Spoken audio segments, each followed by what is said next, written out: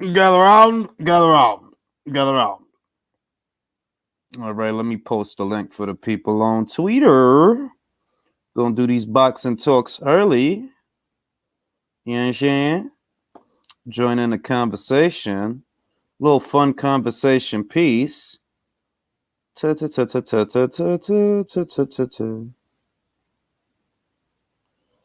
give me a second. Live boxing talks. Post that for the people on Twitter. Ow! All right, so this was a conversation piece that was sent to me by none other than UK Rob. Shout out to UK Rob. Very good person, very good guy, very knowledgeable, sarcastic humor. You know what I'm saying? One of my favorite guys on Twitter, which is saying a lot because I don't like most of the fucking people I see on Twitter. But he sent me this by way of Everything Boxing, and shout out to Everything Boxing. Always posts useful quotes, useful information. Bob Arum on clashing with Taylor versus Serrano. He says people don't particularly pay attention to the women's fights. ESPN made a schedule and they couldn't care less about clashing with Taylor versus Serrano. This is like the Premier League versus women's football. And if you're reading that, I think it was Boxing Beats and Rhymes, the great Boxing Beats and Rhymes of, I think he's from Brixton. I'm just playing. I don't know where Beats is from. I think it was Beats that said it best because he's asked this question, and I've often wondered about this myself. I don't get the sense that Bob is the one who's really navigating, doing things for Mikaela Mayer. It's strange that he would say something like that when you actually have a fighter, a unified champion under contract with your promotional banner. Bob being an old guy and being an asshole, which is what I've always maintained, that he's an asshole to everybody. He's an asshole to men. He's an asshole to women. He's probably an asshole to animals too. I've always maintained that he's an asshole and he's an equal opportunity asshole. Men, women, dogs, cats, birds, you name it. He's a fucking asshole. And you wonder, you read something like that and you wonder, well, then whose idea was it to sign a female fighter? Because you don't get the sense that it was Bob's idea. Was it Todd Dubof's idea? Because Bob is an old guy, a very old guy, an old school guy. He's a fucking fossil. He's a dinosaur. And when you actually have a fighter under contract and you're saying things like that, you kind of get the sense that, okay, whoever's doing something for Mikaela at Top Rank, I guess it's not Bob, because Bob does, you seen what Bob said. You seen what he said, you know what I mean? As far as those two cards happening on the same day, I said it already. They're not going to clash because Taylor versus Serrano is happening on the East Coast in Madison Square Garden, and Oscar Valdez versus Shakur Stevenson, that's happening all the way out west in Las Vegas, Nevada. They're not going to clash because they're on different time zones. By the time that Shakur and Oscar are making their ring walks, by the time Shakur and Oscar are making their ring walks, Katie Taylor and Amanda Serrano's fight might already be over. So I don't actually think they're going to clash. Better still, the phrasing that he used, you kind of got the sense that, okay, well, if you don't give a fuck about, the female fights, or you're saying that they don't give a fuck about the female fights, the audience, then why are you promoting a female fighter? Case in point, tonight, Kalia Karuni's fighting as part of the Conceição card, set to go down. I think it's in Tulsa. He's got a female fighter.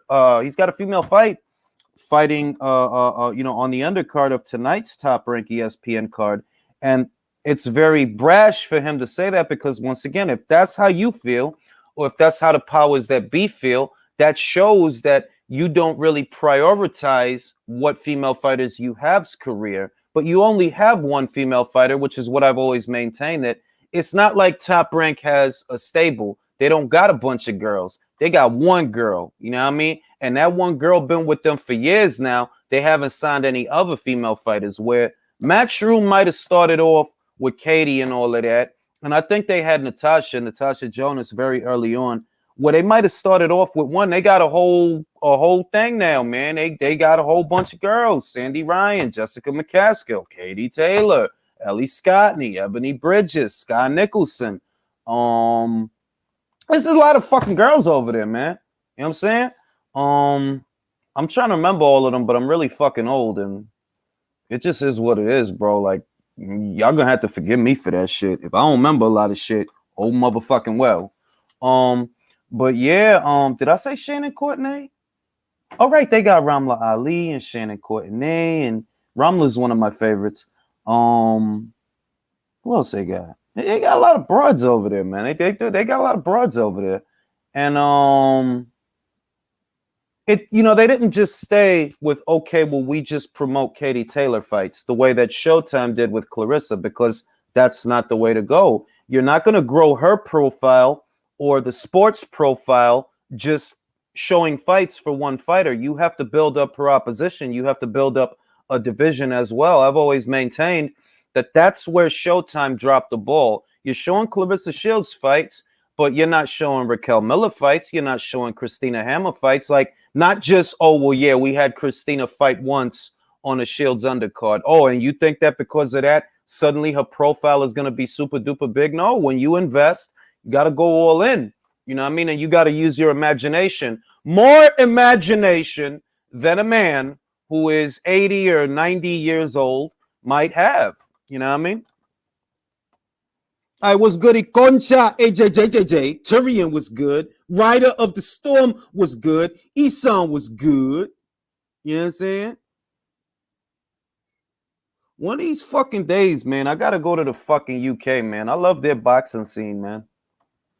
Plus, it's dope over there. It's always cloudy and shit. I could wear all my winter shit all the time. I'm a New Yorker, so one thing that we look forward to when fall and winter roll around is we get to put on our fly shit, hoodies and shit, boots, different types of boots and shit. And it's always fucking cold in the UK. So it's like, yo, I could be on some fly shit. I'm already on some fly shit all year, but on some fly winter shit all year, B. All year. Walk around looking all mysterious and shit, squinting at people when really it's just because I'm not wearing my glasses, but they don't know that. They're going to think I got powers and shit like that. It's fucking great. I got to go over there, man. Fucking Drew went over there for the goddamn Joshua versus Usyk fight. Shout out to Drew. You know what I'm saying? He went over there for that motherfucking fight. I want to go over there, man.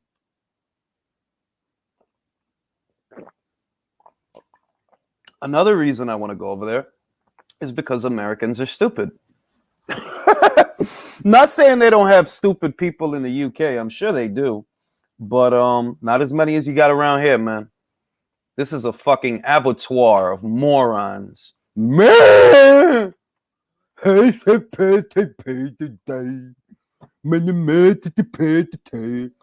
yeah, man, when it comes to Mikaela Mayer, Coach Al Mitchell, I have a lot of respect for them. You know, I'm not gonna lie, I am biased. I'm an Alicia Baumgartner fanboy. Alicia knows that. Everybody knows that. I'm a fanboy, and I'm just happy to see her doing so well. It's a beautiful thing to see somebody work so hard and be able to do so well. It's beautiful to watch the shit happen.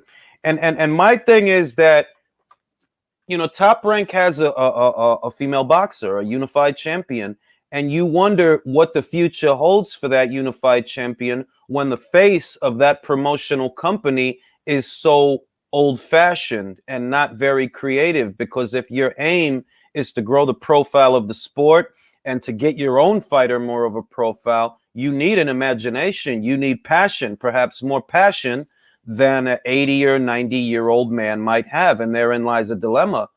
I've always maintained that Baumgartner versus Mayer, right? And before that, Harper versus Mayer. I've always maintained that fight and what it could be means more to Matchroom than it means to Top Rank. So when the time comes, I wonder how that will play out, because I never got the sense that it was really a priority to Bob. Maybe it's a priority to Todd. Todd is younger. Maybe he has some imagination. Maybe he used to watch Dragon Ball Z. I don't know. But I just don't get the sense that Bob himself gives a fuck. And when you see that the face of the company don't really give a fuck, then you got to look at the fighter and wonder, well, where y'all taking this fighter? You know what I mean? What kind of direction is y'all like? You know, if it's not a priority, then y'all not going in no fucking direction. So it's some shit. It was good, Sophia. Was good, base. The UK have their share of rollies. I've seen them. I know. I mean, it's morons all over the world, right? But it's a lot of morons in America, and that's the difference. It's a lot. It's like you could spit in the wind and hit a moron, whereas in the UK you might have to go down the block and around the corner. They have morons, but you have to, look for them. Elephant and Castle. I'm sure other places too. I've been to a lot of Latin club nights. Ow. You know what I'm saying? And yeah, man, the UK is smart, yo. I won't go over there, man. It's always fucking cold over there. It's always cloudy and shit. I wear all my fly shit, all my flannel hoodies and shit. Timberlands, all that shit. Fly shit. But yeah, you gotta wonder what the future holds when it comes to that. Comes to the lightweight division. I seen George Kambosos and Ryan Garcia going back and forth, and I'm like, see, this fucking division sucks, bro. It just fucking sucks, bro. I don't know who got the stomach for Ryan Garcia anymore, aside from little girls that follow him on Instagram. I don't know how, as a boxing fan, anybody would still have bro, you talk wild fucking shit, bro. But you had a nervous breakdown before the Javier Fortuna fight. That's what I remember. You had a nervous fucking breakdown. You had a Mariah Carey moment. If that's what happens to you for Fortuna, what's going to happen today when you got to fight for a belt? Or like a real belt? You don't even want a real belt. That's the other shit. Crying Ryan Garcia, man. It's all bad. It's all bad, bro. I heard the Devin Haney negotiations are either non-existent or they're stalled. That the Kambosos people made an offer, but then Devin Haney's dad, Bill, he's saying no, they didn't make an offer. They was waiting for us to make an offer, which I believe, by the way, because to my knowledge, George Kambosos is not with No Limit Promotions like Tim Tszyu in Australia. So I'm like, well, if y'all made Devin Haney an offer, who financed it? If y'all, because I figured, if somebody waiting on somebody to make an offer, George and them, they probably waiting on Eddie and them to make the offer. Because to my knowledge, one of the major promoters in Australia is No Limit Promotions. They promote Tim Tszyu's fights, and they very recently signed one of my favorite fighters, Shannon O'Connell. All right, and they do big shows and shit like that, and to my knowledge, George is not with them. To my knowledge, he's not. Now, perhaps somebody who's Australian could tell me if he is, because I'm like, well, okay, in order for you to make Devin an offer, who the fuck is the financier of the offer? And all of that back and forth shit, it's like, yo, dog, Ryan talking all this shit so that you don't fight George. And before that, you was talking all that shit so that you don't fight Cruz. And before that, you was talking all that shit so that you don't fight Joe. It's like, bro, like, just retire already, bro. Fuck it. Fuck it. Retire already.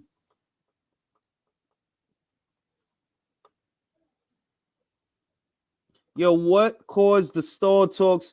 Yo, I don't even know, bro. Everything to me is like, everything, all the news is like, I heard that it's done. I heard they ain't worried about nothing. They're going to move forward with April 30th. And that's all I heard. I didn't even know they was having problems with that shit. But we going to see, man. We going to see, because they got to do that fight. They got to do that fight.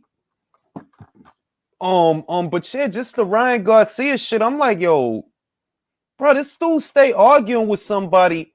You stay arguing with somebody that you don't end up fighting. You're arguing with JoJo. You're arguing with Linares. Arguing with Davis when you know that shit ain't gonna motherfucking happen. It's arguing with Cruz. It's like you stay arguing with motherfuckers and then be like, oh, and they still don't got the fuck. What following you got, bro? You don't be fighting, bro. You talking about Instagram again? If you got a following, you must be talking about Instagram. Because you not no pay-per-view, all that. No, you not. You not even there yet. Your following is literally digital. And the funny shit is, I don't know how a motherfucker could gloat off of that, because Are you getting money from all those people that are following you? Because if you ain't getting money from them, if it's not translating into dollars, then that shit ain't about nothing. I am so fucking bored with that shit, bro. I'm like, yo, how motherfuckers really killed all the glamour weights? Lightweight ain't shit. Welterweight ain't shit. Middleweight really ain't shit. I'm like, man, somebody said it on Twitter, and I've said it here on the channel, that like, you got a middleweight champion that sat out all last year. Got another middleweight champion. He sat out for 2 years. He wasn't a champion the whole 2 years he sat out, but better still, you got a guy over there that has a belt that hasn't fought in 2 years. You got Jermall fucking Charlo. He fought fucking once last year in a bullshit ass fight with Juan Montiel. It's like, bro, that fucking division sucks, man. It sucks. I was born in the UK, moved here to study nursing. It's cool here, but man, the weather does get you during the winter. And it gets dark here around 4 p.m. Yeah, man. You know what I'm saying? For those that don't know, I was raised in New York. And in New York, you get all 4 seasons. You get a summer, you get a fall, you get a winter, and you get a spring. You get all 4. In the UK, I'm told it's always cold, bro. Like, it's always cold. And it's always overcast. That's why it's so fucking mysterious and shit. Like Shannon Courtenay, it's mad fucking mysterious. You can wear all your fly winter shit, your Michael Kors jackets and all of that shit with the big old collar. You can look fly as shit, being mysterious, being very British and shit. Real shit, yo. It's fly over there, B. Fucking fly, B. You know what I'm saying? Go over there. Have a motherfucking pint, go to the beer gardens, all that cool shit, go to the O2 Arena. Sweet Caroline. Oh. I miss hearing that fucking shit, man. The fuck, man? We need some boxing matches, bro. Like, shit is getting... Because only thing I see is motherfuckers arguing about shit. Motherfuckers just arguing about shit. Ryan, bro, why you arguing with George? You couldn't make a Cruz fight happen, bro. So what you gonna make happen with George? Y'all couldn't make Isaac Cruz fight happen, bro. And I don't even put that all on Ryan, a golden boy. I literally don't. But I'm just saying, be real. Why argue? Why even do it? Why even do it? Like, all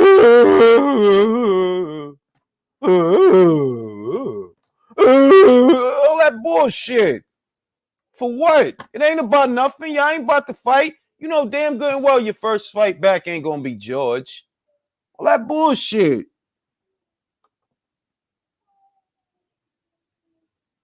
We get 30 degrees, bud. Someone's pulling your leg. Man, listen, man. I'm gonna go to the fucking UK, dog. I just hope they have my coffee over there. I don't even know if... Do they sell coffee in the UK? I don't know. Drink a lot of tea over there. I know it's Earl Grey up the wazoo over there. But do they have coffee? Because I don't fucking drink tea, bro. Not saying everybody drink tea. That's a stereotype. And I don't mean that. But I know that tea is you know, motherfuckers drink tea, yo. I don't drink tea, bro. I drink coffee. Pee come out smelling like Dr. Pepper because of how much coffee I drink. That shit be strong, yo. My pee smell like root beer. Like, the fuck? It's real shit, yo. I hope they got coffee over there, yo. Go over there and shit. Never motherfucking know, man. Motherfuckers got this White and Fury shit all in their brain.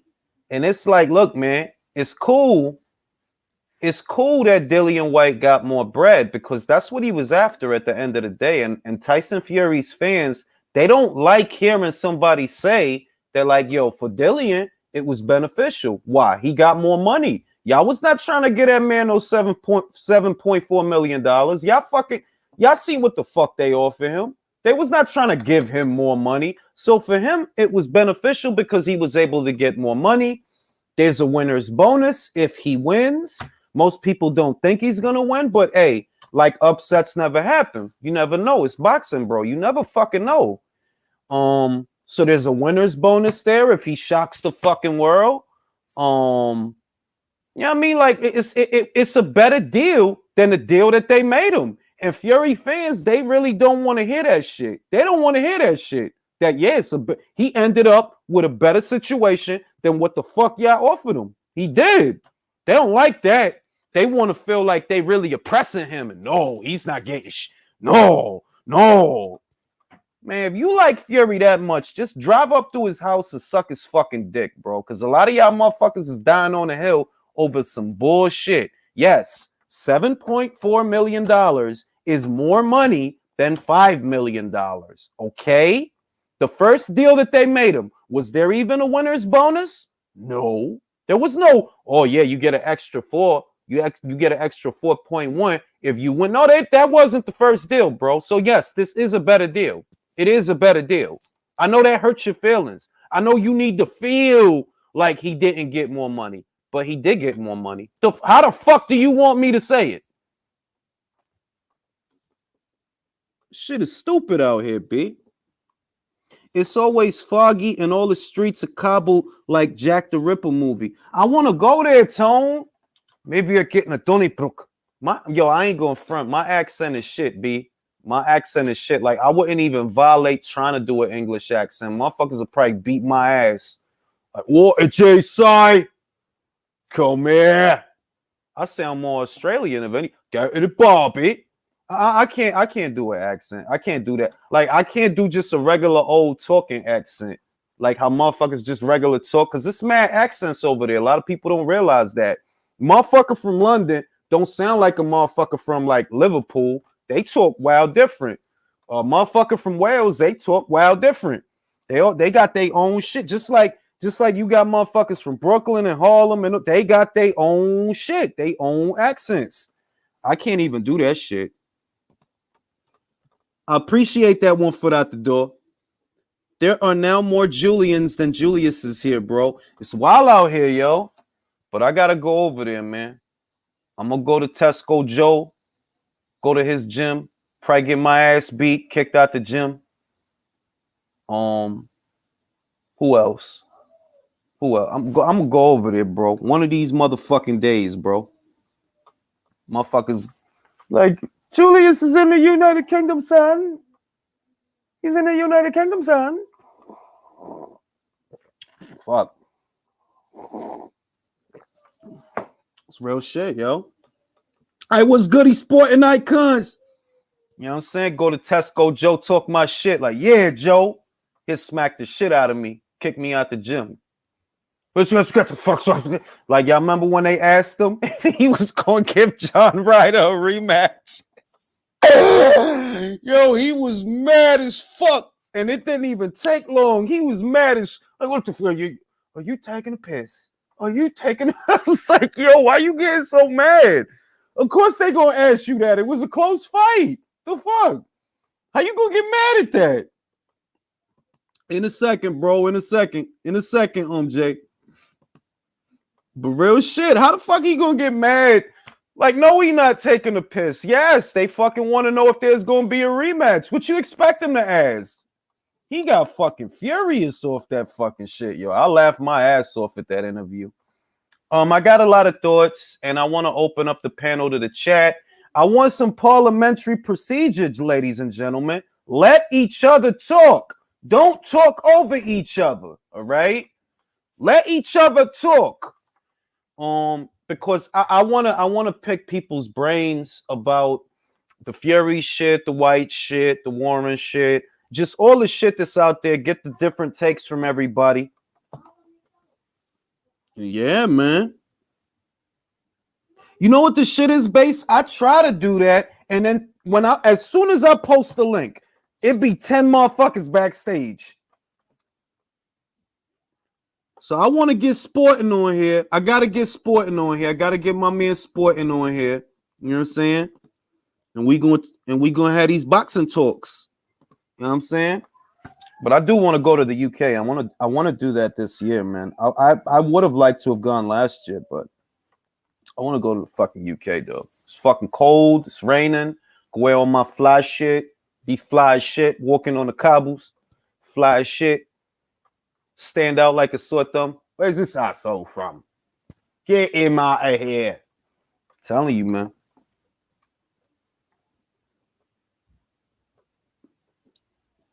Appreciate that, Rider of the Storm. Fury won't be able to intimidate Whyte in the build-up. I do agree with that, but I wonder if there's going to be a build-up, bro. I wonder if there's going to be a build-up. Everybody keep acting like something can't fucking go wrong, and it's yo, who mic is so loud? Everybody acting like something can't go wrong, and it's fights that's getting fucked up left and right. Filip Hrgovic, he can't even find somebody to fight. Y'all heard? Gassiev rejected the shit. Yep. I posted that question on Twitter. It's like, could they just make this man mandatory already? I mean, It's the seriously. same shit. It's like, the same shit. Ruiz gonna take the fight next. He's next in line. Ruiz ain't taking the fight. He ain't gonna do it. I mean, come on now. Bro, just give it the fucking zang. I'm gonna start the shit off. Everybody chill. I'm gonna start the shit off because I want to ask Sporting. Because I know Sporting is very knowledgeable and I need to know. Sporting, does Fury versus Whyte happen? Yeah, I believe it will. You do? Yeah. Okay. I really do, because if it doesn't happen and Fury vacates the belt, what's he going to go do? Fight Manuel Char or Ajit Kabiel? I mean, this is his final fight on that $100 million contract, isn't it? They need somebody to make some money with, and Joshua ain't available. That's true. You know what it is? It's just that when I think about that, like, let's say, okay, fight doesn't happen. Can we really rely on the WBC to strip this guy? And I keep telling myself, I can't see them doing that. I can't see it happening. Unless they're making franchise, I don't know. Look, here's an example. A couple of years ago, the WBC ordered Jorge Linares versus Mikey Garcia. This is back when Mikey had the full green belt and Jorge was still a champion. He had the ring, he had the WBA, and he had a WBC diamond. They ordered that fight, and then they ended up not fighting. Negotiations completely collapsed. And you know what? They didn't strip Mikey Garcia. When they ordered Gary Russell, peep this, that same year, as part of that same series of mandates, they ordered Leo Santa Cruz, as if they can fucking do this.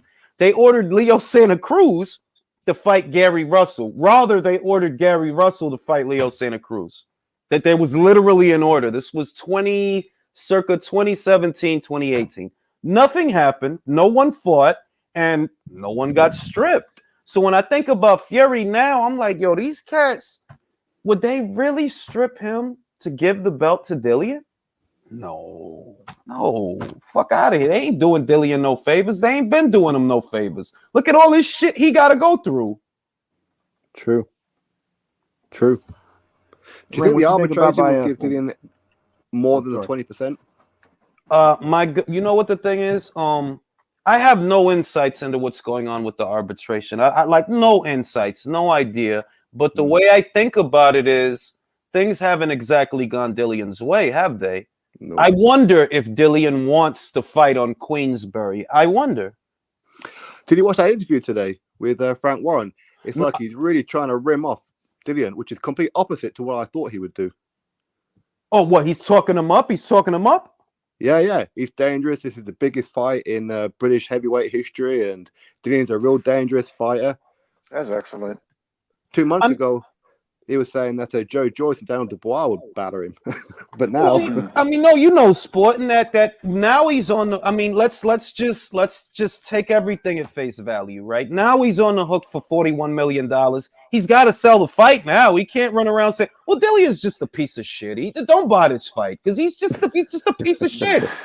Don't buy this fight. Yeah, but the fact that he was saying to on IFL, he was saying how to Dillian. Remember, Dillian, that I'm the one who's got you your world title shot. I'm the one who's paying you more money than you've ever earned in your life, and it's happening with Queensberry, not Matchroom.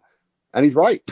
He's right, but it's you know what the thing is? That's intellectually dishonest, because if he would have took the offer that y'all had on the table, it wouldn't have been none of that. True. And if he didn't take y'all to a purse bid, you wouldn't have gave him more money. And then there's all this shit. There's all this shit which I think needs to be addressed, and I want to have an open discussion about it. But I want everybody to go one at a time. There's so many conflicting stories and so many angles of this shit. But based on everything I've seen, what I take away is that, bro, this dude was not trying to fight Dillian Whyte, bro. He literally was not. I see the shit from Aegis. I see what John Fury said. I see what Eddie said, which people automatically expect you to dismiss because it's you can't believe Eddie. Hey, cool. I'm not going to believe Eddie. What about Aegis? Aegis said, yo, this motherfucker wasn't trying to fight Usyk. So if there was a step aside deal and he wasn't going to fight White, and Aegis said, bro, y'all held up the fight, not us. We agreed to everything. I'm like, okay, so then who the fuck were you trying to fight then? I think he wanted to fight Hellenius as a tune-up, right? I'm gonna let Virtuoso go first. Okay, so you're of the opinion that who he wanted to fight was Robert Hellenius. Robert Hellenius before he could face the winner of Usyk versus AJ, because we know that the contract, has a rematch clause, right? Mm-hmm. And I believe that AJ is honoring it, in my opinion. Now, you could tell me all about this AJ go on a tangent about AJ, demanding too much money for, step aside fee or whatever. But like, if you don't got the money for, if you had two promoters, right, to outbid Eddie, then you don't got money to satisfy, AJ's demand to step aside. So yeah, they needed an easy touch for Fury, before he fights for Undisputed. That's just all it is. Okay, so I'm gonna go to Sporting, and I'm gonna go to Jay. Sporting, you've seen what's out there. When you hear Aegis Climber say what he said, and you see Eddie said what he said, what picture does that paint for you? To be honest, my first reaction was, so do you mean Joshua was actually willing to step aside and Dillian was too? I don't want to hear that. I want to hear Joshua saying, I ain't stepping aside for nobody. I'm going to take Usyk's head off. And I ain't going to lie, as much as I want Joshua to win, part of me thinking, if the going gets tough in this fight, is he got some kind of quit in him? Thank you, Sport. That's the same way I believe it. Yo, what are you saying, Jay? I didn't get.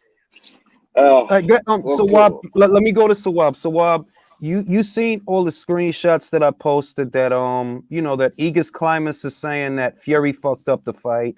Eddie Hearn is saying that Fury didn't want to fight Usyk. He wanted to fight somebody else in March. Mike Coppinger, he posted via one of his sources, same shit that this dude was not trying to fight neither of them in March. Bro, both the thing is, both the promoters, Frank Warren and Bob Arum, they're both contradicting each other. One is saying that Joshua wanted too much money. The other one was saying that the contract wasn't signed and the television, whatever. One's acting like as if they were going to pay Joshua from their own pockets to step aside. The other one's saying that Saudi Arabia. I just don't understand this confusion between. They haven't got their script right. And another thing, I actually believe, I watched Sporting Icons video. I agree with him. I think Eddie Hearn just flopped this big time, man. But there's always been, he didn't have Dillian Whyte's back. All that talk that he gave we're going to bid hard, we're going to bid strong, we're going to make sure Dillian Whyte gets his worth. Your worth is paying him 1 million more.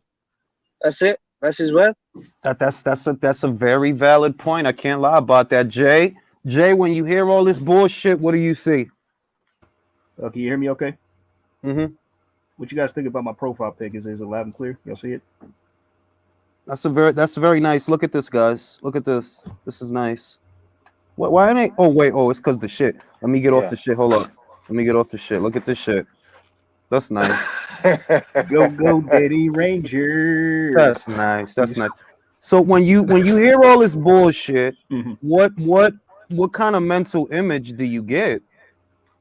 What were the questions so I just could frame my answers correctly? Because I took a lot to unpack on this. So just what were the questions? If you could just all right. Well, Aegis said this is what Aegis said, and this is before the purse bid was won. But Aegis said that he basically said Fury fucked up the fight. That don't call Usyk a pussy because you was the one that was holding up the fight. And we know what Eddie said. Eddie said that Fury wasn't even trying to fight Usyk. He wanted to take a tune-up in March and then fight Usyk, which essentially means that you wasn't trying to fight Dillian. Not if you was trying to fight a tune-up and then Usyk. Frank's account of events is different. Frank is saying, I don't even know what point he's making, because anybody could have guessed that AJ wanted a lot of money to step aside. You think? What, you think he's going to step aside for $20? Of course he want a lot of money to step aside, because regardless of whatever, he gonna make a lot of money win or lose in the rematch. So when you hear all of that shit, what mental image does that give you? Well, it's not surprising to me. Fury's a very conniving individual. I think the dude's one of the biggest con man and hustlers and shysters in boxing. So to hear, I completely believe Igis Klimas and Eddie Hearn's turn of events. I believe that he did not want to fight, Whyte next. And it's just funny to hear his energy now saying like, oh, this is going to be the biggest fight in British boxing. Well, wait a minute.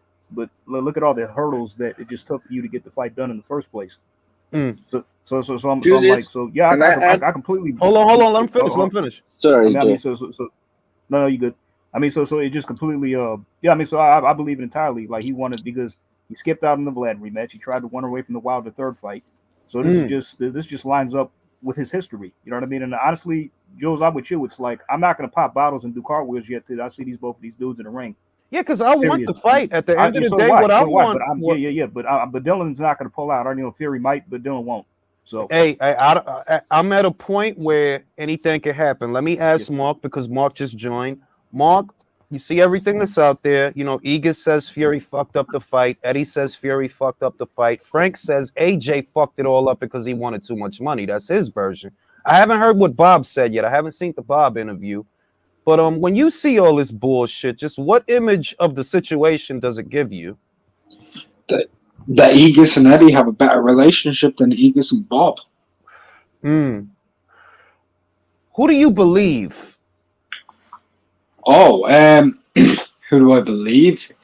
Nobody, because I don't ever think the fight was really a reality, if that makes any sense. There was too much to do, and in terms of the outside so-called investment from Saudi or whatever, we have no validation or reality on that. That's mere speculation. No validation. The one thing that we do know is that Fury and Whyte, they were going to go to a post bid situation more than likely. Fury was the main person who came out and said they ballsed it up because of the step aside, which immediately led to Igis retaliating, saying, nah, you didn't want that fight, which is probably very true. He probably doesn't want that fight right now. And in all honesty, I don't know exactly what's going on overall, because it's kind of just a shit show. And to be perfectly honest, it just reminds me of last year with the Wilder situation. I think it's the exact same situation in loop. Yes, it does. And as far as like Eddie Hearn, because I heard a couple of quotes like Eddie Hearn not going hard enough for his man or whatever. Now, maybe I'm just an outsider looking in. Maybe people are going to call me a fanboy for this one, which is rare I get called an Eddie fanboy, right? But I am going to defend them on this. You make, at the moment, at that specific time, because they bid first, you made the biggest bid in boxing history.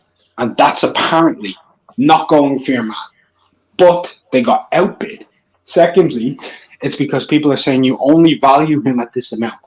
Now, it is a business. And people do have set amounts of budgets of how much they can work with based off of their promoters. Now, Eddie isn't playing with as large of a budget as he was in the previous 2 years because he did have Sky and DAZN. Now, he's only got one. So he doesn't have that box office market as well to hinge on, to help him in these poor bid situations.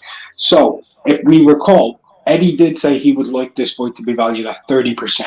If he was going to bid 32 million, that means he valued and was trying, hopefully, to be able to get Whyte 10 million for this fight in a post-bid situation at 30%.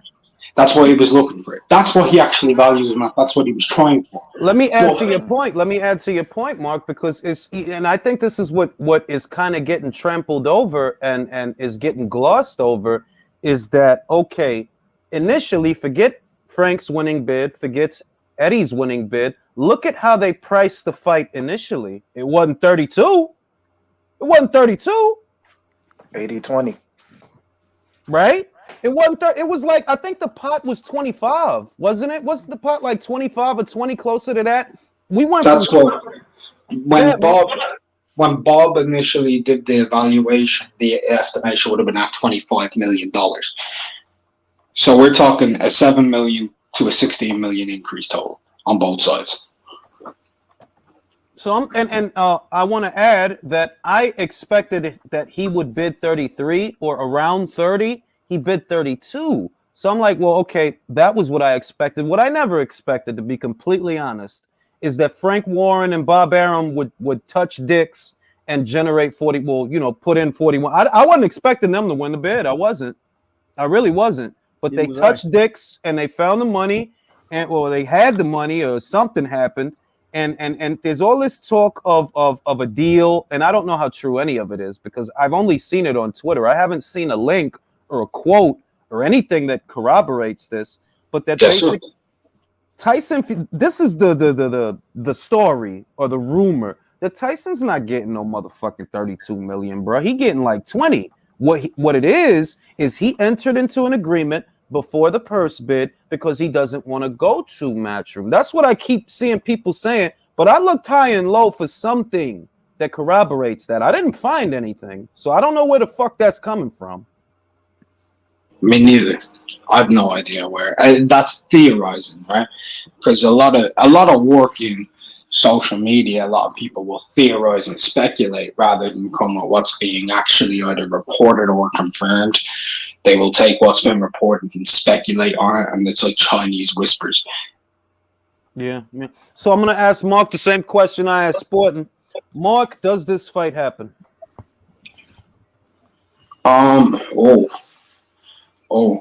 You see, I'm 6-1, half a dozen of the other, right? And I have numerous reasons why. I think both guys could potentially pull out of the fight. I mean, that's where I'm at. I could see Whyte pulling out. I could see him. He's not too pleased about the amount of money because he originally, if I'm not mistaken, valued himself at 10 million, which is why that 30%. Think of it, guys. 30%, 32 million bid. That's literally 10 million. Now, my thing would be, I think it's also a Frank Warren show, Jay. You see my tweet. I have gone to some and have attempted to go to some Frank Warren shows in the past. And be wary, not completely. I'm not trying to diminish or slander Frank Warren here, but what I am trying to say, shit gets it's just a fucking fact, right? Listen, Frank Warren shows. If you think that there are ticket problems with about 3 weeks to go, don't get a fucking ticket. There's likely an injury to pull out on the main event. Fucking right. Let me go to Sport, and I want to ask Sporting. Sporting, what does this fight do commercially on pay-per-view in the United Kingdom? Where would you put the number? I think it will probably do around about what Joshua Parker did, about 1.5. 1.5.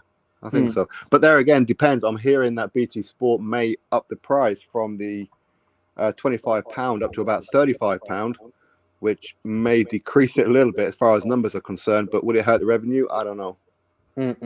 So do you imagine that increasing the price point, do you think that could affect the buy rate? Oh, of course. I mean, people would love, nowadays we're in the era where people are, we moan about £20 pay-per-views, £25 pay-per-views, when you poor fuckers are paying like $85, right? But yet we still look for a reason to stream. I'm going to go to, because I need some guys that are over there to answer this one. Mark, what do you think this fight does over there in the United Kingdom? I'm actually going to go a little bit different to Sporting, and I'm going to say it goes to about 800,000. Oh, so you don't think it breaks even?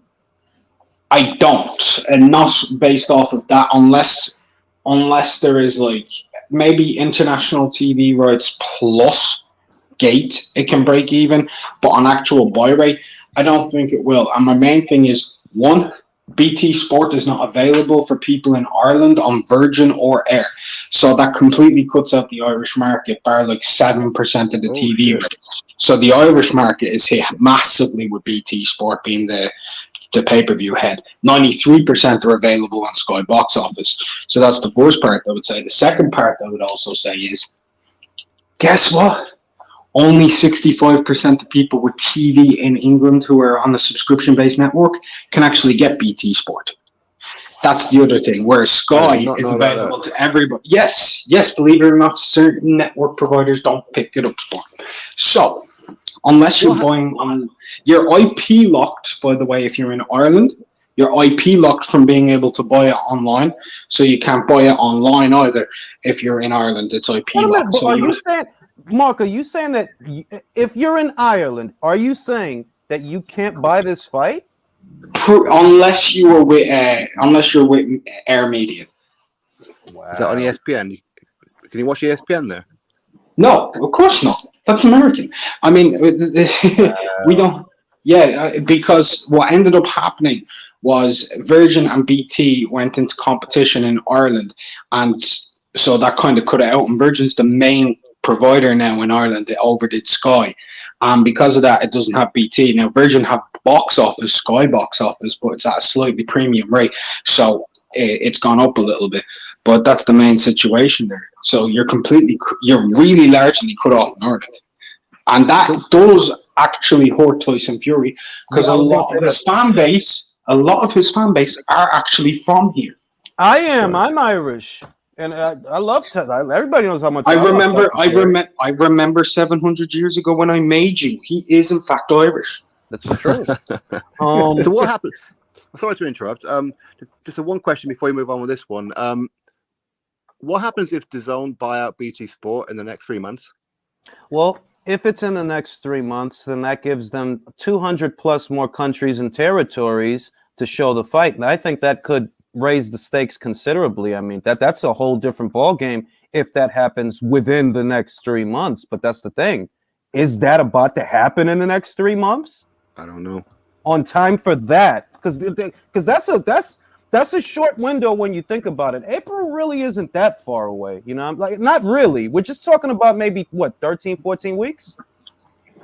Well, that's the thing, because that's what I was thinking. If BT Sport are stumping up a chunk of this cash, I know Top Rank and ESPN are, of course, but why would BT Sport lump up all this money if they're planning on selling it up shop?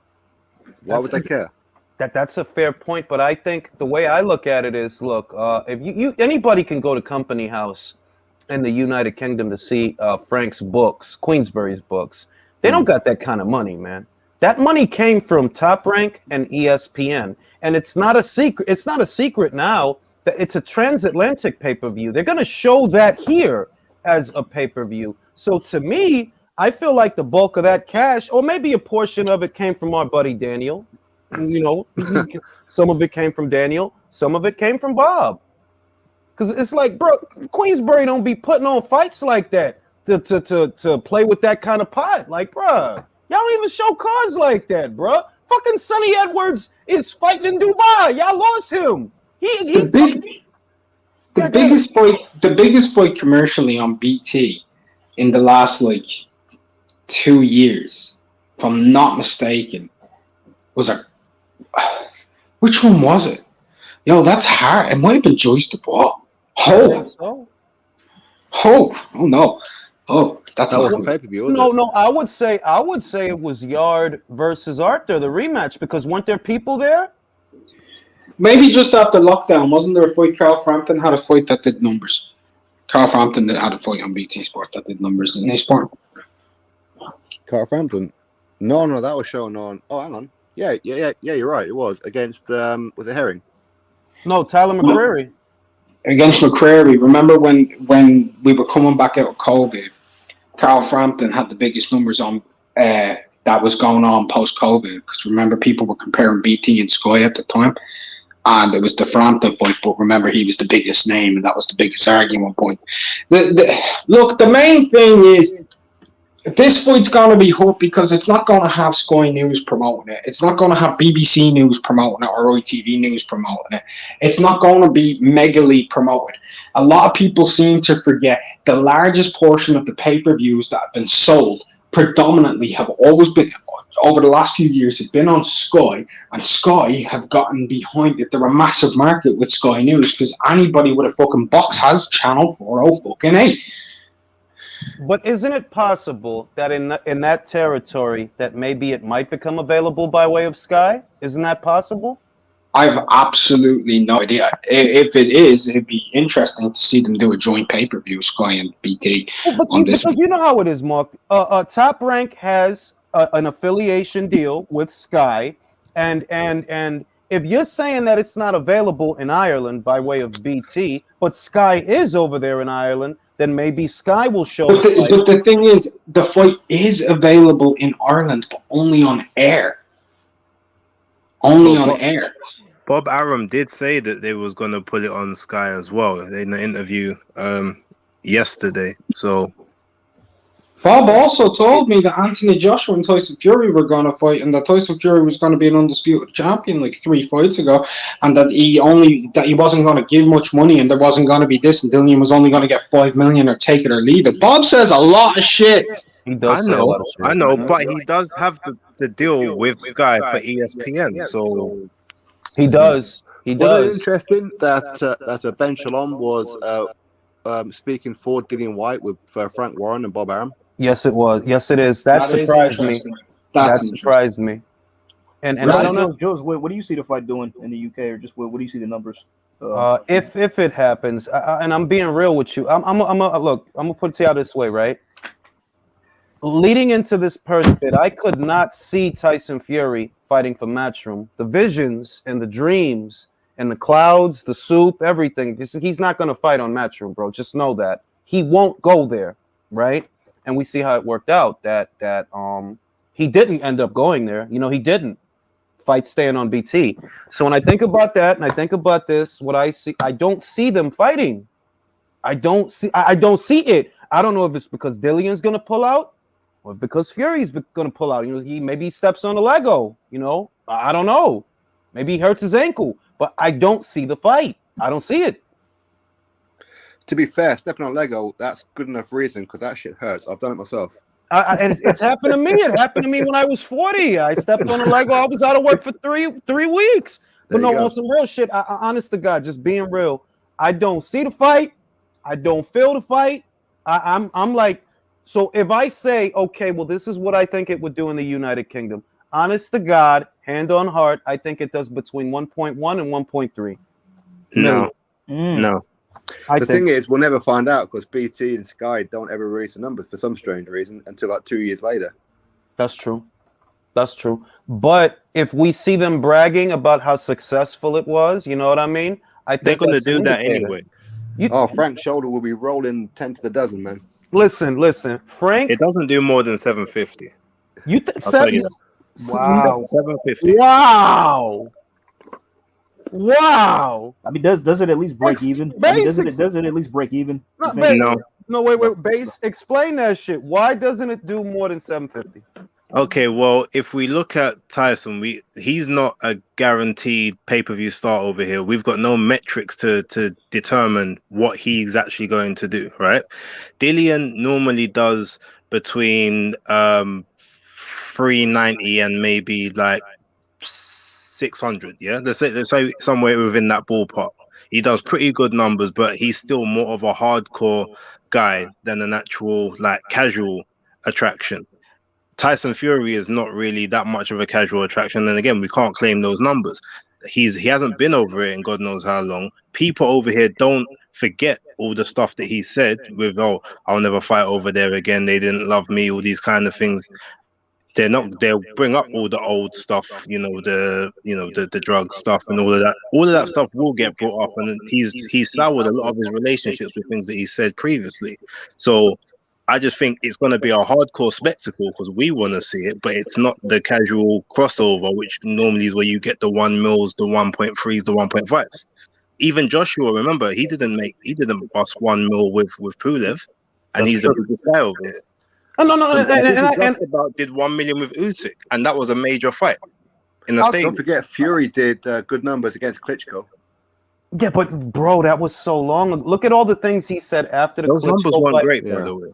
look at everything that happened after and around the clip, because he said, I remember all of that. He said a lot of fucking shit that pissed people off. And I'm wondering, is Tyson Fury, unbeknownst to us in the West, is Tyson Fury the Shannon Courtenay of the heavyweight division? What the fuck does that mean? Man. You know what it means. I really don't. I think he's worse. I think he's worse. I'm saying, is he a pariah, Mark? Is he viewed as a social pariah? Because we don't know. We ain't over. I'm an American. I don't know how they view him in the UK. I'm wondering, is he viewed? It depends on who you are. It depends on who you are. Look, No. He splits opinion. He splits opinion. Look. Adrian Broner in America, right? Balls to bone and all of that. He's a mouth. That's what he is, bro. He's a mouth. Like, nobody really expects him to win. Even he ask his supporters if they'd ever put money on him to win. There is a consensus. So when it comes to Fury, what is the consensus? I know he's not a darling, a media darling, or a sweetheart, but what I'm saying is, to Sporting's point, is that stuff from the past detrimental enough that if he goes over there, you know, he's a social pariah? Because he hasn't been over there in years, like to fight. All right, I'll give you a short answer. He's loved by the gay people who think they're straight. That's harsh, man. Okay. No. Because I know what he's talking about. He's talking about that guy. There's a guy on Twitter, right? And that's every time I see that guy, that's what I think, that this guy's gay, but he thinks he's straight. What's this fucking guy's name, man? Asylum? The fuck's this guy's name, man? Errol Spence. Errol Guru. El Guru. That dude, bro. That dude loved Tyson Fury, bro. He'll fight a pack of wolves over Tyson Fury, bro. Like chill, bro. Like, you like that dude too much, bro. Chill. There was a guy on social media yesterday, right? And I kid you not, I had to block him. He sent me a picture of Eddie Hearn in a gay position with Tyson Fury behind him. Yeah, see, I mean, full hardcore picture. I'm like, how can you not be gay doing that? And that's when it stops. Let me tell you something.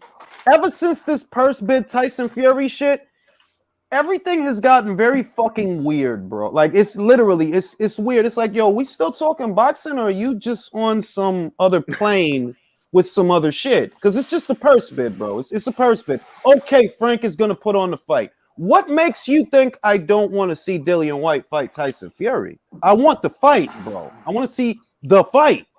I don't actually want to have to sit here arguing over, oh, well, he pulled out, so now we got to argue about. I want to see a fight, bro. I want to see the fight. So I'm going to go to the next part of this conversation, and I'm going to start with Sporting. You're familiar with both the fighters. How does Dillian Whyte do against today's Tyson Fury?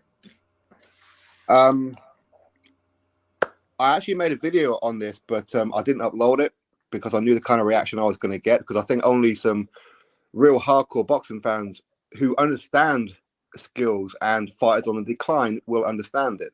Tyson Fury is a fighter in decline. Now, the reason I say that is because he tried to do the herky-jerky Peter Fury style when he came back to fight Wilder the first time. He tried to do it against Otto Wallin, and he got laced up in both fights. There's a reason why he's with Sugar Hill, because he can't do that shit no more.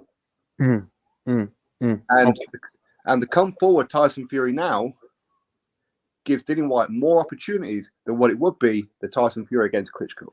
Oh, I need to see this fucking fight, bro. I might do a sweepstakes that week if they actually fucking. I'm not kidding, because I've been thinking about starting the Ring IQ sweepstakes where I pay for your pay-per-view. I've been thinking long and hard about that. First, let me read these super chats. Shout out to Boxing God. It's my birthday. Checking in. I am at the bar. Shout out to Ring IQ. Happy birthday, Boxing God. Many more years, many more boxing matches. Ash says, I may not believe Eddie, but I definitely believe Aegis. I'm with you. It's not about Eddie to me. It's about Aegis. I never see Aegis or Loma or Usyk in this bullshit. I never see it. So if Aegis actually, and I never see Aegis have to be like, yo, chill. Don't talk cheat. I never see that shit. This is the first time I seen Egas had to come out his box and check somebody like, hey, don't pop shit about me or my guy. We agreed to everything. You helped this motherfucker up. So that makes a lot of difference to me too. Got another super chat over here. Let me get to, oh shit, I got a lot of super chats over here. Okay, let me read this. You do know Eddie can pay Dillian more than $6 million. What is the purpose of the purse bid? Make a deal outside of it. Same way Fury and Bob did. Ah, another angle. Backstage, I got you, Napoli, but I'm trying to limit how many people on the panel because too many people trying to talk over each other. We go to the next super chat. Oh, there's another one right there. WMMA says for Mark, why the love for Fury in Ireland? His traveler heritage, his big mouth. I don't understand Fury fanboys at all. Go ahead, Mark. Answer that question. I'm not saying that there's a large fandom of Tyson Fury in Ireland. What I'm saying is that there is a lot of people out there who know who he is here because he made the claim he was Irish. And there is actually a lot of people who know Tyson Fury. Some love him, some hate him. But I actually know and work with a lot of guys who do buy his pay-per-views and do support them. Why? To be perfectly honest, I mentioned it earlier. I think those people think they're straight, but they're not. They're not. And I've met Tyson I see Fury. the way they dress.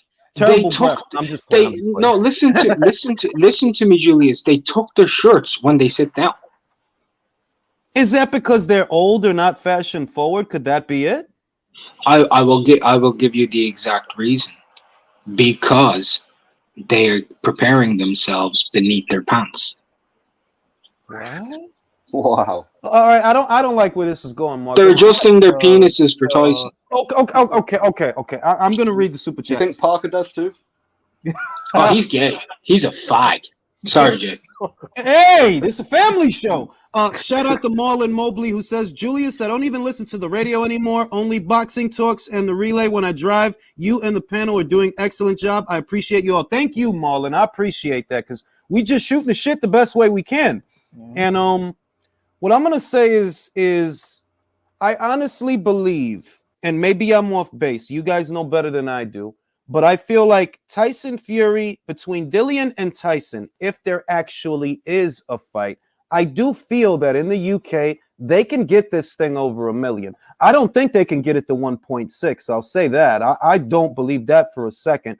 But I believe they can hit 1.1. I think that's a modest estimate between Tyson Fury's trash talk and Dillian Whyte having to wait as long. I can see the press conference grabbing people's imaginations. I can see that. And that's why I think, okay, they can do $1 million, but I don't know about no 1.5. I don't know about all of that, but they can do $1 million. Jules, don't be surprised if Dillian don't do nothing in that press conference apart from just sit there and keep quiet. He's got his money now. He doesn't get any part of the pay-per-view upside if they have an upside. He's probably just going to go train and look to knock his head off. I don't think he's going to engage. He's not going to do anything to sell this fight. They're not going to do a sit down. They're not going to do a sit down, have both guys stare at each other, very intense, very powerful, lots of tension. Dillian, I think he can refuse all of that. He doesn't have to do anything except show up. And that's what I think he's going to do. That'll be. I got to get, you know what I need to do? I need to get a Dillian Whyte interview. I've been a fan of that fucking guy for years. I need to get him on the relay, and I want to get some really good sound bites. That would be bomb if you did that. Bruh, my brain would fucking explode, bro. It's Dillian Whyte, bro. I've been watching this fucking guy for years, man. Body snatcher, man. Come on now. Fucking guy, man. Listen, I don't care if he get knocked out. That's still my guy. I don't give a shit, bro. I don't fucking care. All right, now, Sporting, I'm going to put you on the spot. I got to put you on the spot, Sporting. April Hunter, Sandy Ryan. Who's going to win that fight? Yeah. Come on, man. Don't bullshit me. Okay, so April Hunter. I mean, I don't know whether or not I should put this out there or not, but there's a reason why she lost the last fight, or one of a few reasons why she lost the last fight. One of them was pretty bad. Okay, but that said, now Sandy Ryan, she's cool. She's a good fighter. I will say that, good GBA experience and that, but she reminds me a little bit of your favorite fighter, Shannon Courtney. My favorite. I like the Australian, dog. If we're gonna get into, I like the Australian, but I have a soft spot for Shannon because I think people are. I think she's an easy target, so I have a soft spot for Shannon. Normally, people who are easy targets, it's probably because they've made themselves the target. I don't disagree with you, Mark, but I can also. I'm gonna say this, right? I saw the tweets. I saw them, and I can believe that because she was young when she said that stuff. If she wasn't that age, then I wouldn't be saying this. But she was young when she said that stuff, and I can believe that a person changes. I can believe that. Kids say stupid shit. I did a lot of stupid shit. I didn't say shit like that when I was young, but I did a lot of stupid shit that I would. I agree with you. People can change, but I am going to tell you something. Any British people in the chat, please back me up. Once a chav, always a chav. She's a chav? 100% facts. 100. All right. I'm familiar with the terminology of chav. What does that mean again? What is that? Elaborate, fellas, because I'm not that fucking familiar with it. I don't know what he's talking about. Yeah, but whatever. I hate You know what I mean, like, it's all right, yeah. Oh, okay. I'm going to go get a vajazza. I like how she talks, bro. It's so fucking. She's so condescending. It's just. Anybody know why she didn't take the Mitchell rematch? Why did that fall through? Well, I mean, I think she's still recuperating from the surgery she had to her leg. That would be my guess. I know that she's been posting because I follow their social media. I'm not making any bones about that. I follow her on social media. She's over there catching rays and shit. She's in Marbella, I think it is. No, she's still on a period. Well, that's a different conversation. I'm glad that she's catching rays because the sunbeds were starting to freak me out. Bro. Can y'all leave that fucking woman? What the fuck did she do except lose a boxing match? Jesus Christ. You guys are awful.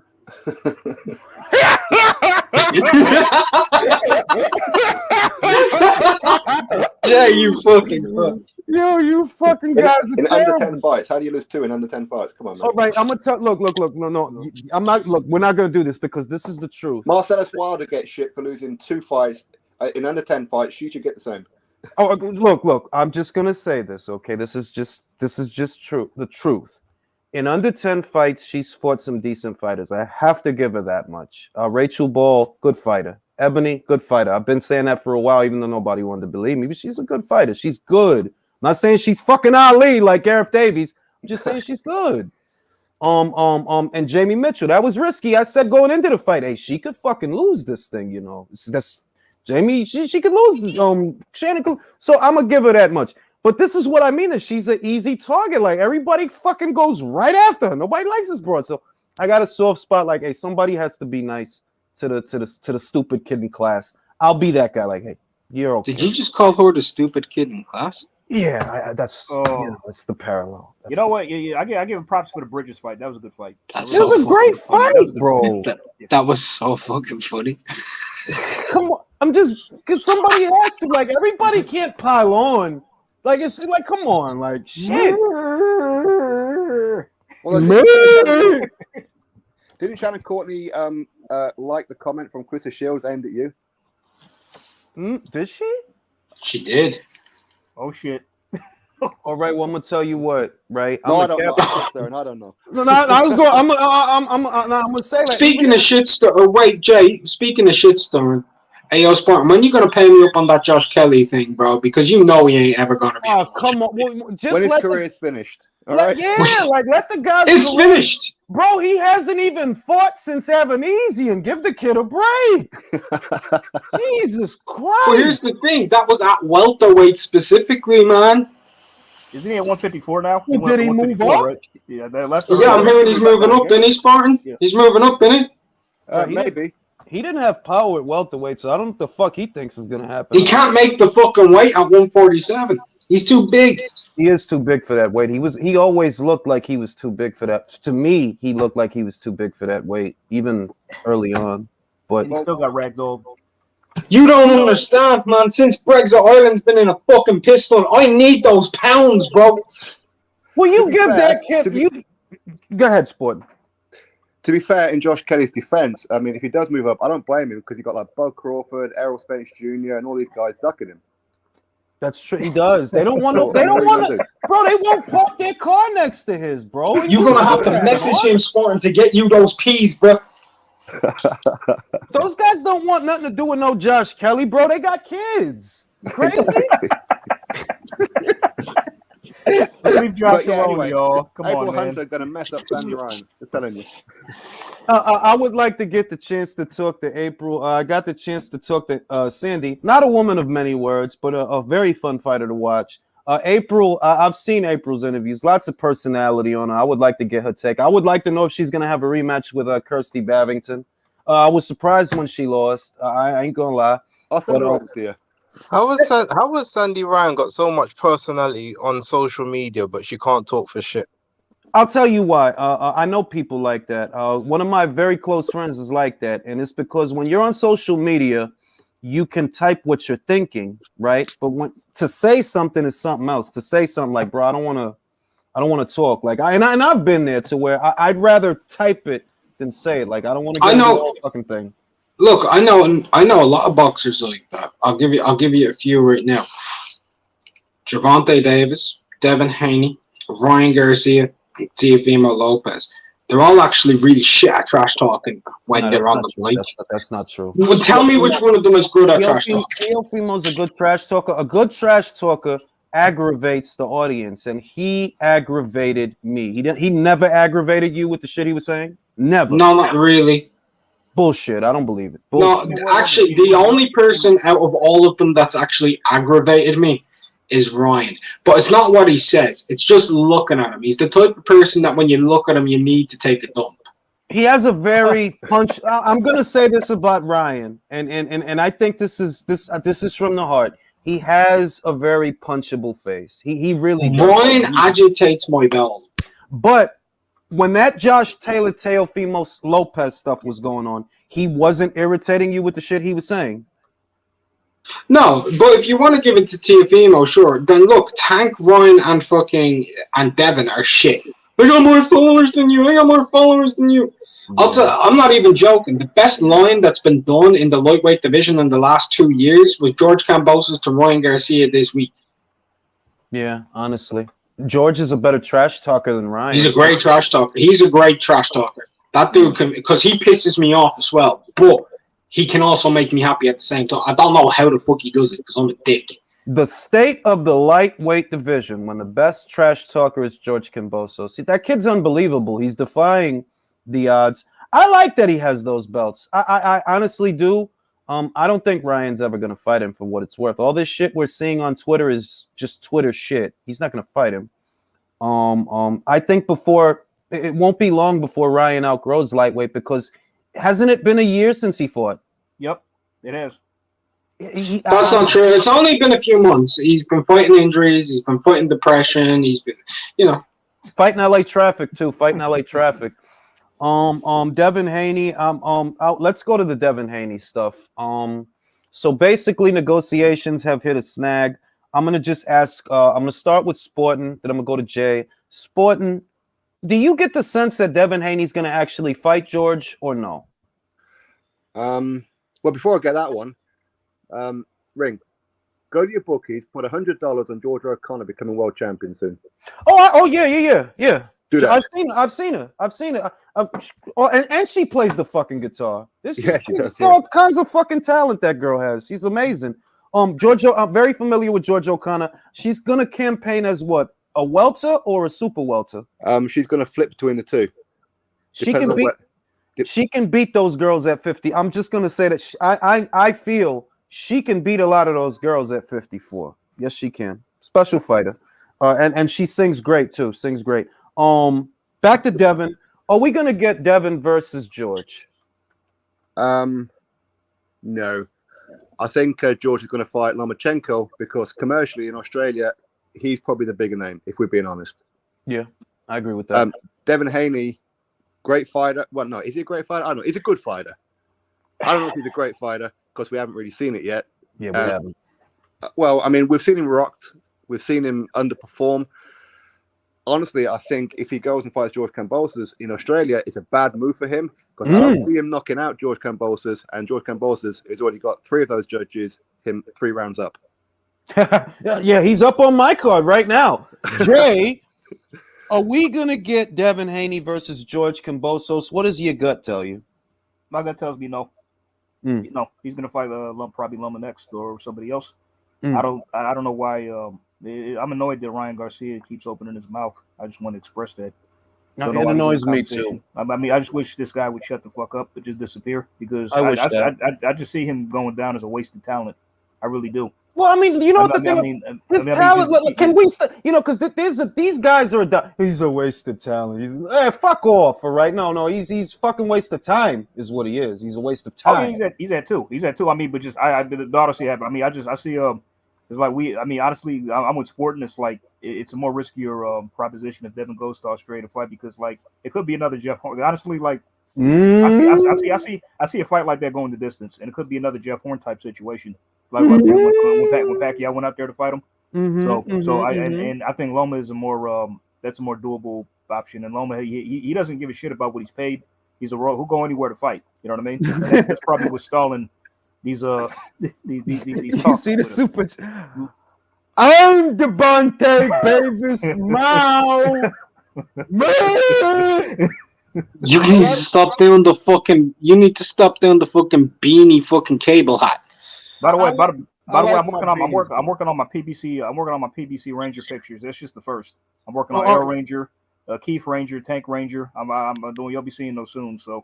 Adobo pato people. I don't see Devin fighting next because like if I'm not mistaken, correct me if I'm wrong here, fellas, but like now he's calling himself undisputed. Is that correct on Twitter? Like yeah, he is. I saw that. And shout out to Luca Bella. I'm not happy about that either. It's like I'm keeping the same energy. Tiafimo wasn't undisputed, so now just because you beat him, neither were you, George. Yeah, so it's like you're not. So you need to keep the. You need to keep the same energy like as we kept. You weren't calling him undisputed. Now that you beat him, you're not either.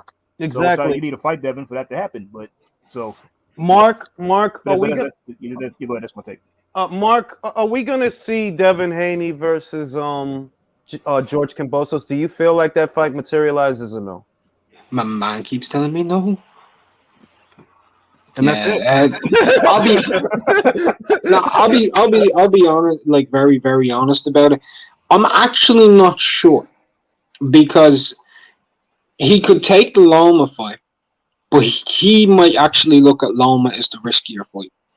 So he could go for the other fight, which he finds less risky. There are those things to look at here. He could look at one that might be commercially more viable, a little bit more money. Or he could go with the fight where, okay, this dude cannot knock me out. He's not going to drop me. I'm up 7 rounds on Ring IQ scorecard. Like he already knows, right? He's already up on the judges' scorecards if this shit's in Australia. So why would he do anything other? Like maybe I actually think the most likely fight is actually Devin. I do think it is based off of that. But I think Ryan's also possible because I think Ryan's the one that had. Hold on, I'll tell you why I think the Ryan fight is possible. Because it seems like with the trash talking going on, he's building that one up more than the others. That's the only reason I lead to that. Let me say this: he's been having these kinds of back and forth things with both of them. I looked the other day; he was trash talking Devin. And then now he's trash talking Ryan. That's the last trash talk I saw. And if trash talk in and of itself is an indicator of what's being negotiated, then he's negotiating both of those fights. Well, I'm just going to go ahead and I'm going to go out on a limb. And I'm going to say George Kambosos' next fight will be none of the 3. But I don't know who the opponent will be. It could be someone domestic. It is Tyson Fury. Fury's going to call him out. It is. I think there's a possibility he might fight against Lee Selby in a rematch. It might just be an easy bout. He might get a gimme. Yeah, honestly. Wow. Jake Paul has started some shit. At the top of this show, hold on. At the top of this show, I talked about Bob Arum's comments about the women boxers, that it's kind of crazy he says that when Top Rank has a unified champion. And Jake Paul, being the Capricorn that he is, he saw the opportunity to lambast an old dinosaur, and that's what he's doing. That's what he's doing. He's comparing them. Well, I mean, comparing them. He's lambasting him, and Eddie Hearn is now also lambasting him. So that's cool shit, yo. That's cool shit. I want to add this because this is a prediction that I have. I don't think Mikaela's going to stay with Top Rank. I just want to say that. I haven't had the chance to say it yet, but I don't think she's going to stay there. I think she's going to end up going to Matchroom is what I think. That's what I think. Yes. Because Bob don't, and Bob is like, look, man, I understand, like, I get business, but I also get being progressive. And it takes imagination and ingenue to be progressive and open up that market. What Bob don't want to understand, and what a lot of people here don't want to understand, is women spend money. And if you can make them into sports fans, the market, that market, bruh, it'll be crazy, right? So you need every flavor. You need an Alicia, you need a Mikaela, you need a Kate, you need all these girls. You need all of them, because every woman that's out there can identify with one of them. Bob is too old to see the potential that market brings. He doesn't see it. You know, it's not just, oh yeah, you got to put on fights that the guys like. No. You got to put on fights for them girls that go to the gym, for them girls that's in the military, for them, because these are real people, B. It's not, we ain't just talking about a bunch of guys like us sitting around watching boxing matches. We talking about them girls that is fitness nuts, them girls that is military, whether it's the Navy or the Marines or the Army or whatever, because it's women like this all over the world.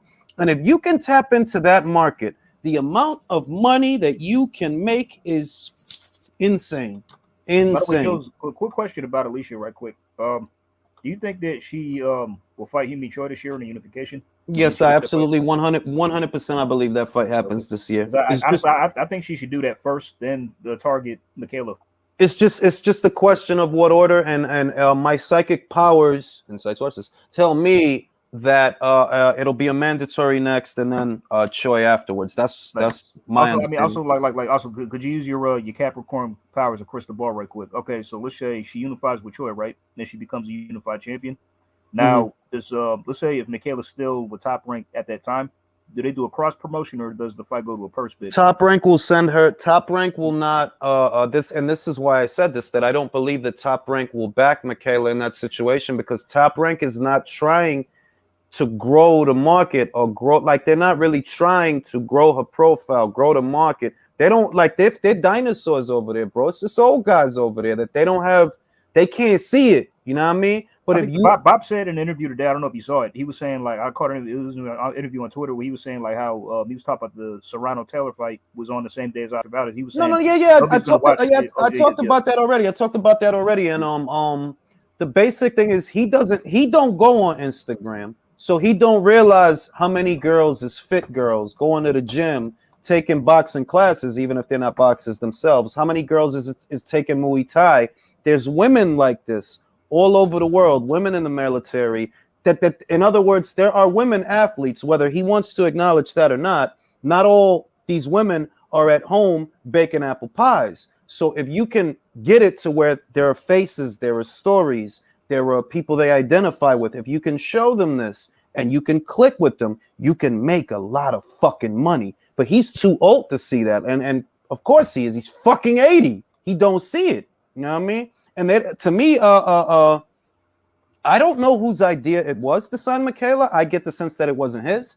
I believe it was Todd Dubof's. Shout out to Boxing Beats and Rhymes, because he asked a very similar question, that he doesn't get the sense that Bob is at the helm of her career. Maybe it's Todd, but he doesn't get the sense it's Bob. And I agree with him. Like, how could Bob be the one doing all of this? That doesn't make sense. Maybe it's Todd. But I see Mikaela potentially going to Matchroom. That's what I see. Because I'm like, come down. They ain't going to spend no money.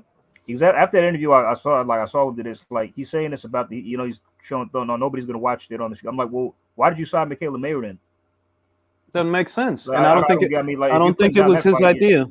Yeah. I I don't think it was his idea. Let me read the super chats. UK. All right, I checked the DM.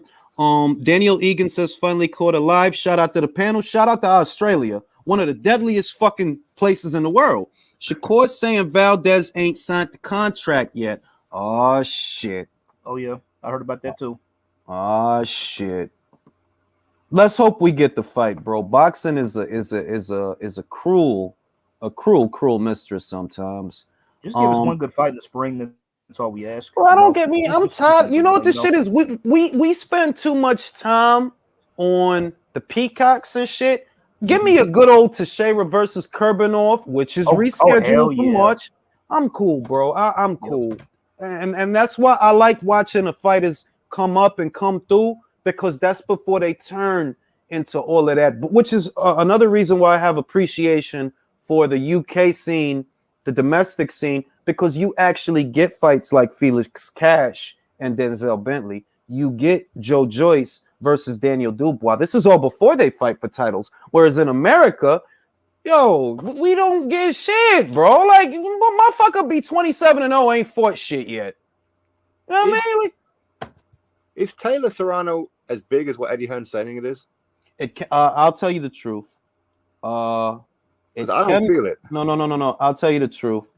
It is the biggest women's fight, but the bar is very low. Now, if Jake Paul does what I think he's going to do, which it really does look like, I think, if he does what I think he's going to do, it can be big. Not super big, but big for the women. Bigger than any other. I'll tell you this. It's bigger than Shields versus Marshall. It's definitely bigger than Shields versus Hammer was.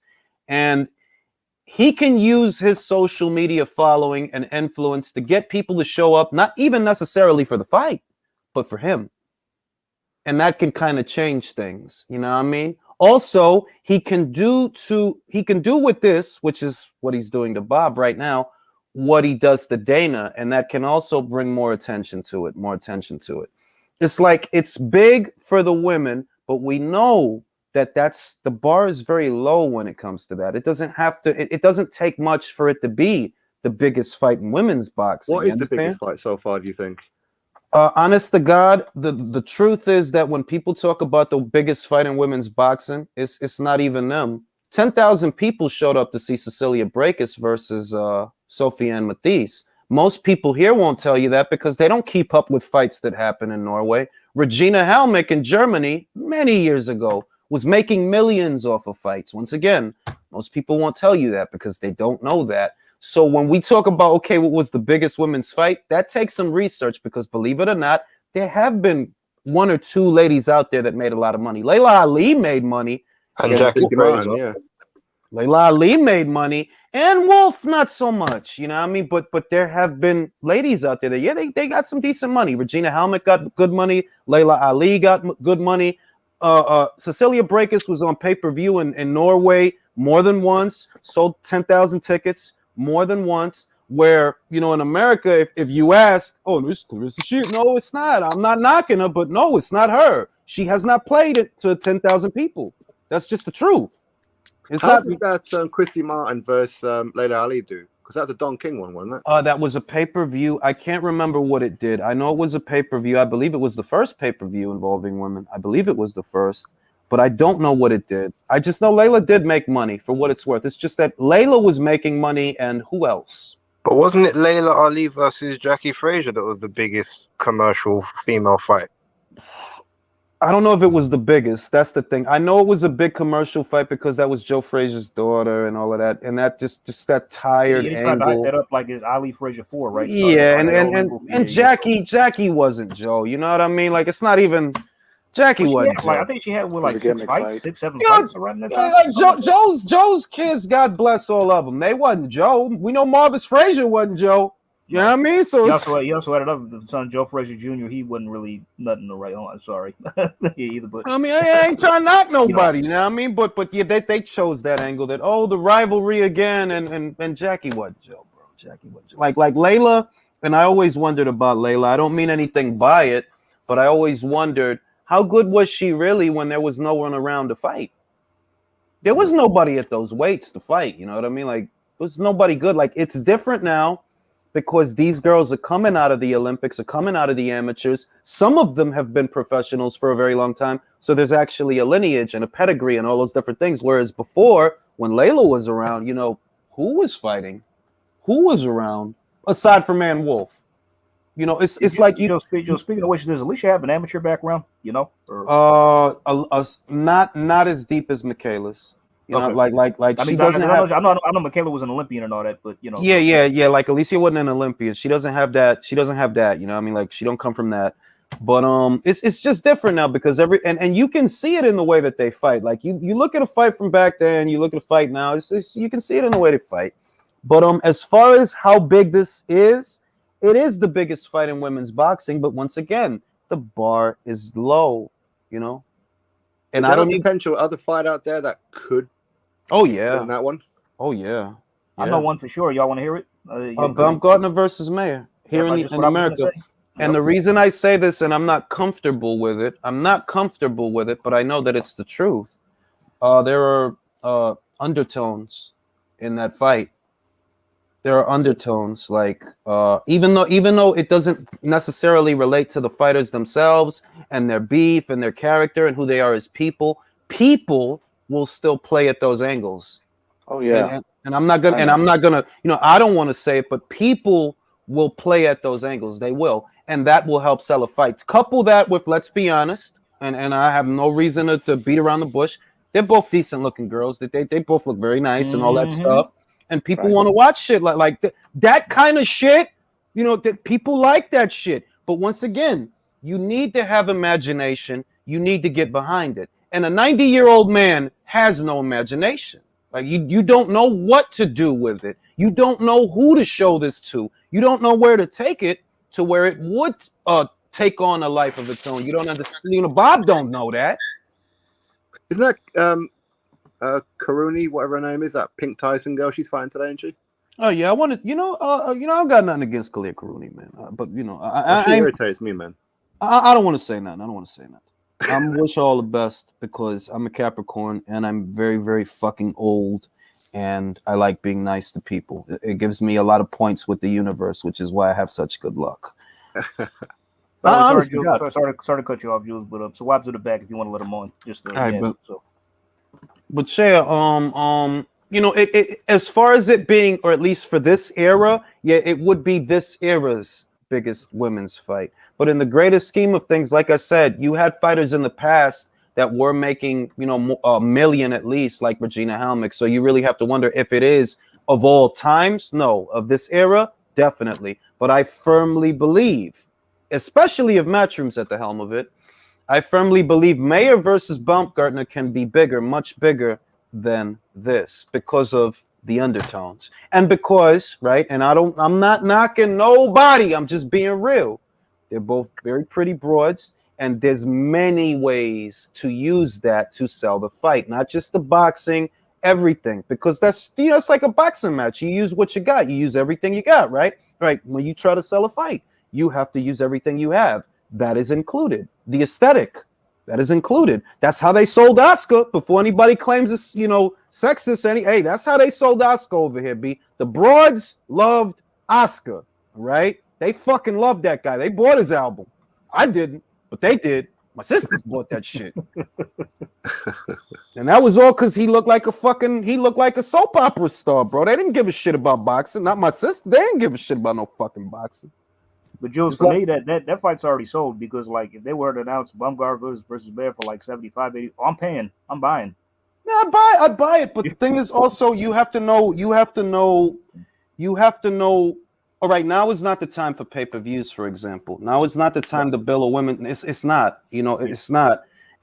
Things like that have to be built. Like, for example, Ronda Rousey didn't start out a pay-per-view star, right? No, she had to be built. So right now, what you have to try to do if you're a promoter and your intention is to grow the sport, you have to familiarize people with the fighters. And I'm not just talking about putting on fights. If there's some other angle that you can come at this from, come at it from that angle. And that's what he's doing with Alicia. That's why immediately after the fight, he had her, you know, calling fights. Well, because the girl's pretty. It's fucking obvious, bro. Show people the goddamn girl. You know what I mean? That'll help build steam, especially in an era when You got social media. People can follow you just because you have a big ass these days. Look at Instagram.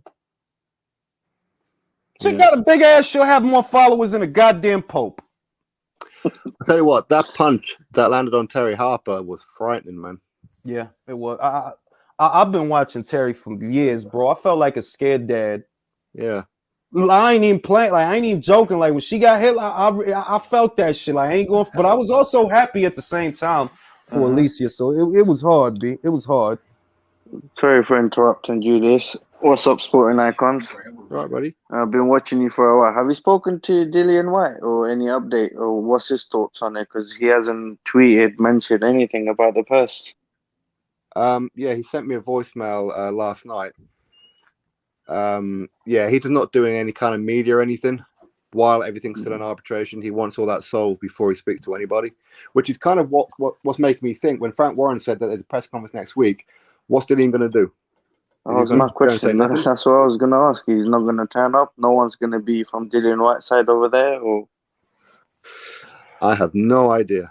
I mean, if you're Eddie Hearn, right? If you're Eddie Hearn, do you want to go to the press conference and be there in hostile territory? Frank looking at you with them cold, steely eyes, old brick top. Yes, he should be there. He should be there because that's if you're his promoter. You've been promoting all his fight. You should be there with him. You didn't win the purse bit for him. At least be there for him when Bob Arum and Fisheye Warren teams up on Dillian Whyte.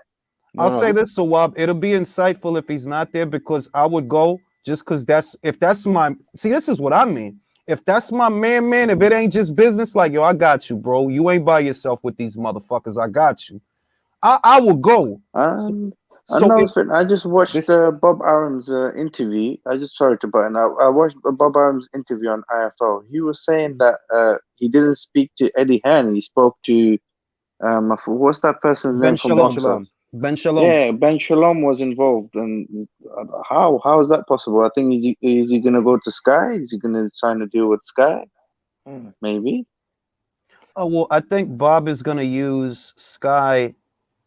Because I heard this before I even went live that Bob is going to try to use Sky to distribute it. I just don't know where. It can't be in the UK. Sorry, it wasn't Bob Arum. It was Frank Warren who said that. I think it was Ben Shalom that we were dealing with before 40 minutes before the fight. He said that, but Bob, because he did an interview, and I heard that Bob said something about trying to do things with Sky for the fight, and I'm like, well, where the fuck would that be? Because in the UK, BT's got it. No, both. He said both.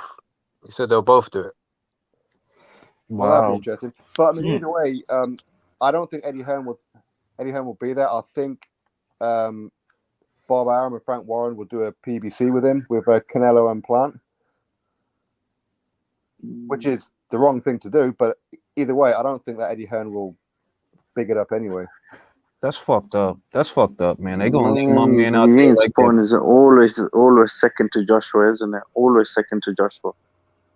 Of course. Which I get, but obviously he's still your second. If he wins, probably he might go back to top rank. He might go to top rank. If Dillian Whyte wins, I fully expect him to go to Sky. Yes, me too. I agree with that.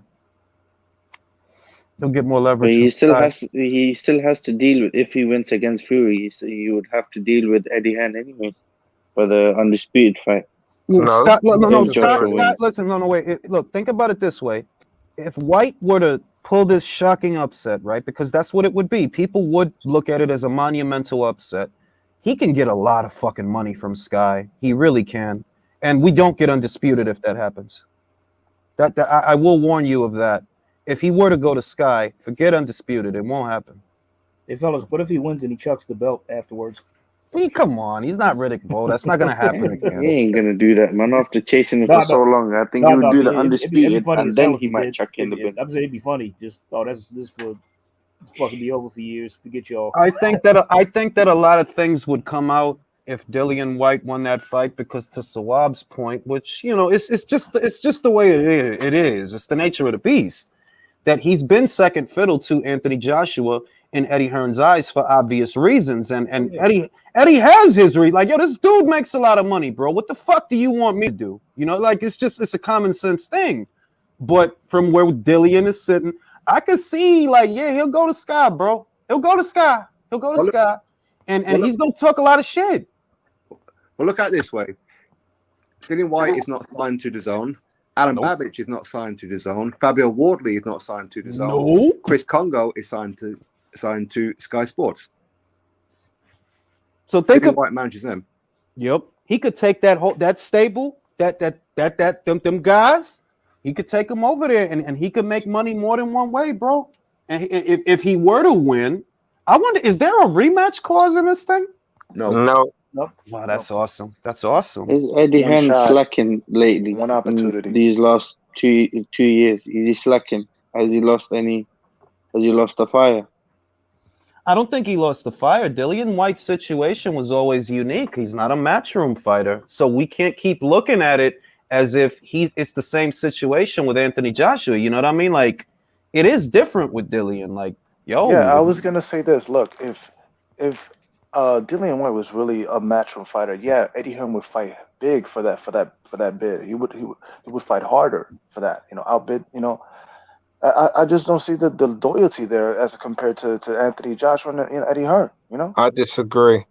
I disagree. Like, he may have put in a slightly higher bid, but we're forgetting, like, he still put in the second highest ever bid, because you when you look at it, like that whole 80-20, yeah, you need to get Dillian paid, but do you really want to overpay Fury knowing that you can't get him on the platform again? Like, you can't sign him after that. So for Dillian to have got the 10, you would have had to put $50 million in there. You want to give Tyson Fury 40? I'm going to be interested to see if the arbitrator does rule. I don't know, it's about money, but if the arbitrator does rule in Dillian Whyte's favor, and if, for example, he gets the high end 45%, unlikely, but if he does, Frank Warren's going to have to dig into his own pocket to give Dillian Whyte an extra between $9 and $10 million. Now, let me ask you gentlemen a question.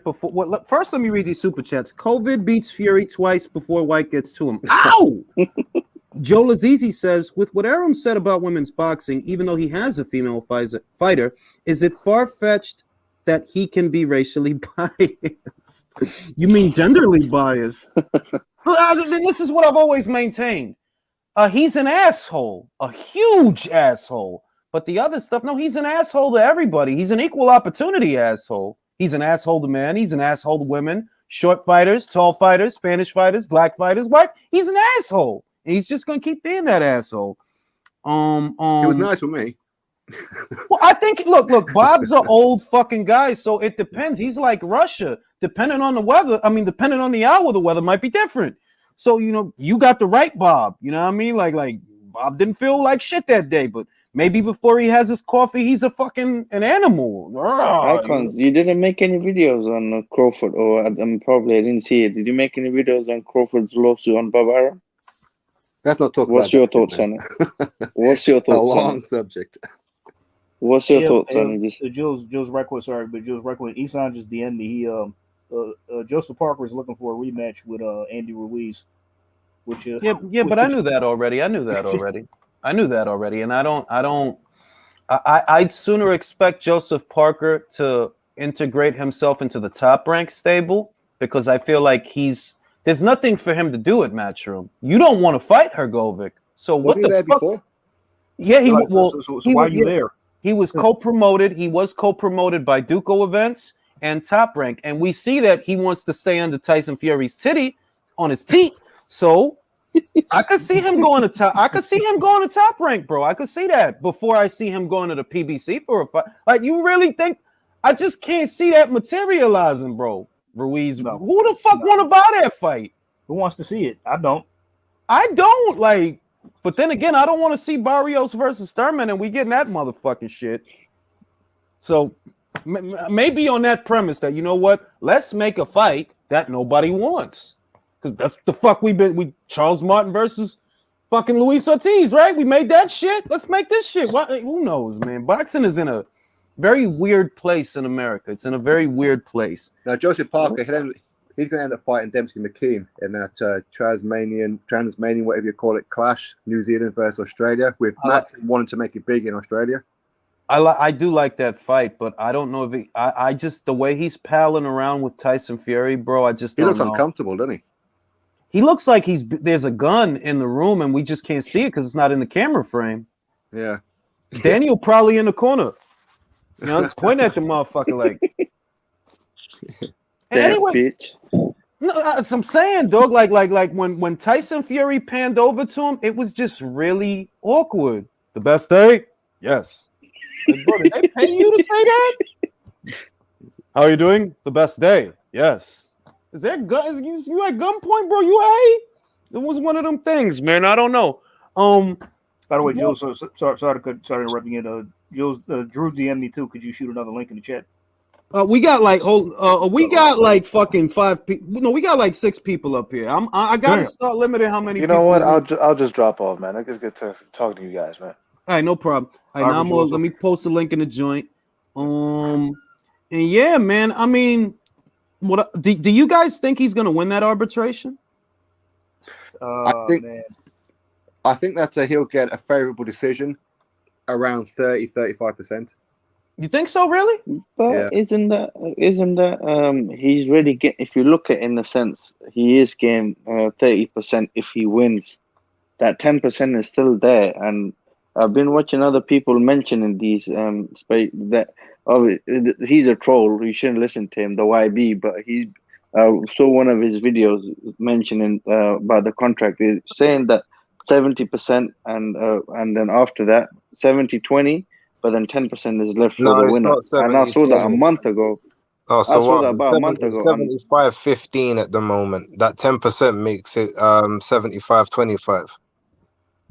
Really? Yeah, because if you think about it, if it's 80-20 doesn't make it now 80-20 and keeping that 10% in, then it's 85-15. Then it's 75-15 at the moment. That is a strange situation with that whole thing. Now, everybody say hi to Drew. Say hi to Beats. I got to go to Beats. I want to go to Beats. Beats. What up, Beats? You see the fucking Beats. You see the fucking bullshit. The fucking bullshit. Like, I don't the world is so upside down right now, right? But just what's your reaction to the Julius, hold on just for 1 second. Let's take this in. Hold on. We got Ring IQ, Sporting Icons, and Beats, the top 3 best. I think news. You need a round of applause. Hit that fucking like button. This is amazing. So Beats, you see the fucking bullshit, and what I really want to ask you is, what does your gut tell you? Are we going to actually see this fight? Look, it's Tyson Fury, yeah. So that's my ass. That's all I can say, man. And that one I can't tell you because you just don't know. You just don't know. He lies so much, and anyway. But you see the Dillian situation. Let me just touch that. That's why I like. What we have to remember, yeah. All right, let's go through the history of Dillian and Eddie Hearn. I wonder if people realize that Dillian even turned up at the office and was very verbally aggressive with Eddie. Very, this is a few years back. Eddie got scared and he had to call his old man. And Barry kind of, wait, you sort this out. And then Dillian had respect for the old boy and he calmed down off him. And then what we have to remember, let's go back to 2018. Was it 2018 when they were 2018? You talking about the wildest shit? The wildest shit? Remember Dillian was threatening to leave? Mm-hmm. He's threatening, he talking about, he saw the contract with AJ and Wilder, and AJ, dropped the bag and whatever. And he was talking with ESPN. So even though it's a working relationship, Eddie's not that crazy because he can't go full pelt with Dillian. Because let me tell you this now, right? If Dillian had a contract, let's consider this, right? Dillian has done at least 4 pay-per-views independently without Anthony Joshua, at least. Mm-hmm. Right? Eddie would have invested. Because that fight is mad. If it's going to happen, it could go in a stadium, even if it only does 50,000. Even if it only does 50,000, he's going to make the money back. They're going to make, because all right, they might bump the pay-per-view price up to 25, but people are going to pay for it here to see Dillian. By the time them two build up the fight, it's a no-brainer. It's a no-brainer. Beats, what do you think this fight does on pay-per-view in the UK? Because I got different, Base says he doesn't think this thing does $1 million. I think Sporting said that he thinks it does. What was it, Sporting? Like 1.3? 1.5. Beats, what does this fight do in the UK on pay-per-view? Well, you heard what Sporting Icon said. He knows his stuff. Let me tell you why, yeah? Fury is the prodigal son now. Like, he's went over. Like, people say, I bad now Fury. Listen, he went over there and he slayed the so-called beast 3 times. Forget the draw, right? 3 times. He whooped Wilder's ass. And now he's coming back to the UK. He does 1.5 easy. Does 1.5, 1.6. Yeah. Yeah, because I got different takes, and I'm in America, so I don't fucking know. But I asked Mark, just what is the perception of Fury? Mark said that based on things that he said in the past, in a nutshell, he's just he's kind of a pariah. Like, people haven't forgotten some of the things that he said. Sporting, he says he thinks the pay-per-view can do well. It can do at least 1.5. So I'm like, I don't know what to make of it. I personally feel, based on the trends that I've seen, right, and what fights I believe sell over there, I believe if you can actually get them in the ring, you do the press conferences and all that shit, I do think it can do 1.1, 1.3. I think it can do that well. So all right, let's deal with the pariah shit, right? People say that, yeah? When they're saying pariah, they're talking about the BBC Sports Awards and all that stuff there. Now, let's bear in mind, right? BBC have cut ties with boxing totally. Anthony Joshua's never won the Sports Personality of the Year awards, right? So a lot of them people watching them events these days, you're talking about cyclists and 3-day eventing and all these like kayaking and all these sports that most of the dudes in the city ain't really messing with. It's not like, you see, what you have to remember, right? A Fury Whyte fight is going to get all the people who purchase it for Premiership and stuff like that. It's going to get all of them watching. That is what you call a working class man's fight, and it will move out to the middle class as well. It's to me, it's huge. It's a huge fight. Well, look, I'm in America, and you can look at any video I said there's only one fight in the UK that you could make that's bigger than this, and that would be a Joshua fight. Right now, at least based on the trends that I've seen, this is the biggest fight you can make in the UK right now. Am I off base? No. Judas, can I just say, how many pay-per-view buys does it do in America? Say it again. How many pay-per-view buys does it do in America in the afternoon? Okay, conservatively. 150, 200? Conservatively, I was going to say between 100 and 120,000 is the number I would put on it, because there are hardcore boxing fans here, and not just got, like the boxing community also, the boxers, the promoters, the managers, those kinds of people that are in the industry, they would purchase the fight. And you can get at least, okay, let's say 50,000 of them, right? The people out of the 800,000 and the 600,000 that bought the second fight and the third fight, I do think you can get at least 80,000 of them to buy this. I do think that, because those people that know Wilder, they know Dillian Whyte, they know Tyson Fury. Now, a good chunk of them don't give a fuck about them, but there is that other group that I want to see what happens. I want to see if he gets knocked the fuck out. It's a small percentage though. I don't believe this thing does 200,000 here in the evening. I don't believe that. I think it could do generously 150, modestly 100. All right, let me ask you all 2 questions real quick. Can I rebuttal? Sorry, Sporty. Can I just say this, right? The numbers in the third Wilder fight, right? They dropped because nobody wanted to see the fight. I agree. Right?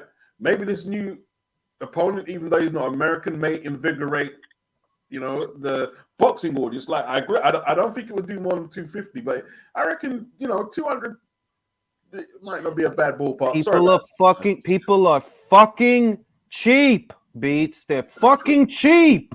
And my thing is, remember that we're xenophobic here and very tribal here. Not to say that people aren't tribal in the UK. I'm sure they are, but we're very tribal. So there was an American involved. If there are no Americans involved, we're back in the Klitschko era. And don't forget, it's at 2:00 on the West Coast and 5:00 on the East Coast when they're watching college football and stuff. Like they're not gonna pay for it.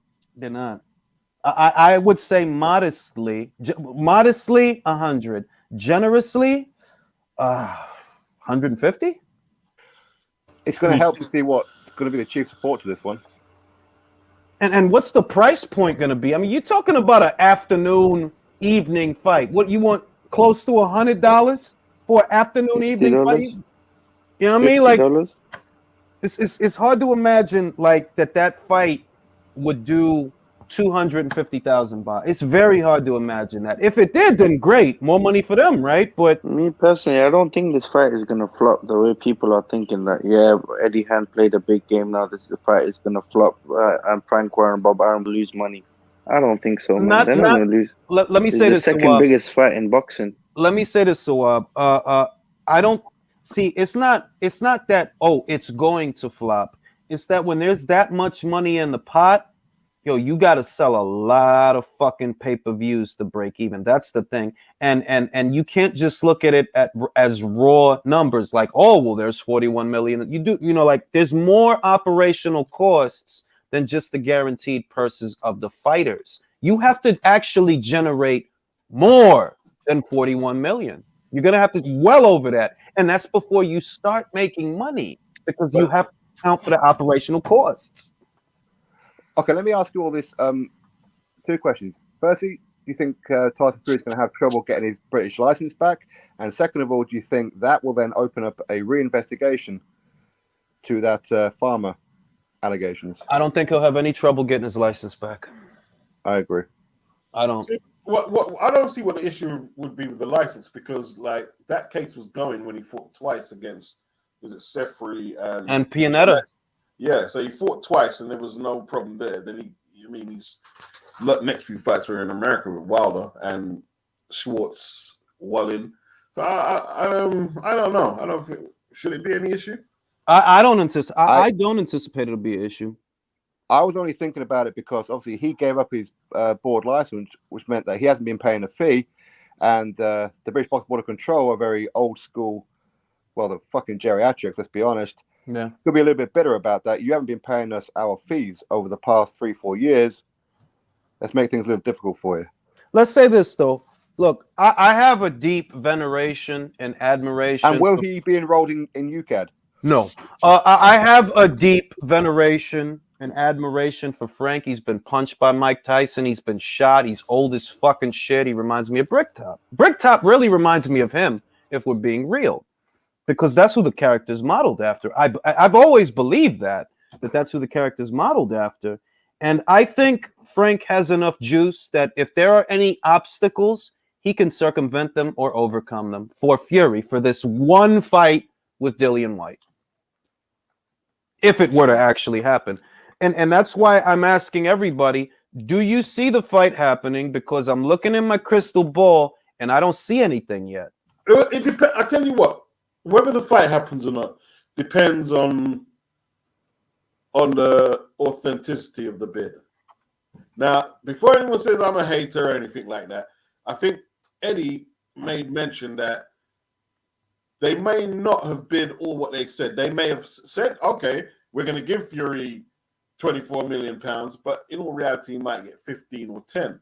They did that so they could secure the bid. Dan Raphael said the same thing, by the way, so he's corroborating what Eddie Hearn said. Yeah. Mike Coppinger, he didn't say it. Someone else said it. It was retweeted, and he posted a little bullseye emoji as if to co-sign what was being said. And that's what was being said, that like, yo, Tyson Fury's not actually getting $32 million. What he's actually getting is closer to 20 or 25, and they only really did that. They, put their heads together to ensure that Tyson Fury doesn't go to Matchroom because he doesn't want to go to Matchroom. But if you're Tyson Fury and he's in that bid, like, hang on a minute, you mean I agreed for 15 and I could have got 30? Listen, Fury. I think this. I think that the relationship that he has. I'm not saying that they're rubbing baby oil on each other, Frank and Fury, but I think that the comfortability level to Fury might be worth the sacrifice. I'm not comfortable fighting on a Matchroom show. I don't want my decorum to change. As long as I'm here, I'm in control. But Dillian is kind of like the away fighter in this situation. Yeah. Is he gonna get let's just cut the fucking crap, all right? Everybody knows they was more invested in Dubois than Joyce. Is it and I said this. Yeah. Is it a coincidence that Dubois was up on the cards? I said the judges have got Dubois up. I fucking know it. And they did. So you think Same thing about happened that with Galahad and Warrington, didn't it? Oh yeah. No. All I'm saying is, in this situation, Dillian is the Argentinian fighter. He might as well be from fucking Argentina right now because he's the away guy. He is the away fighter on a Frank Warren card.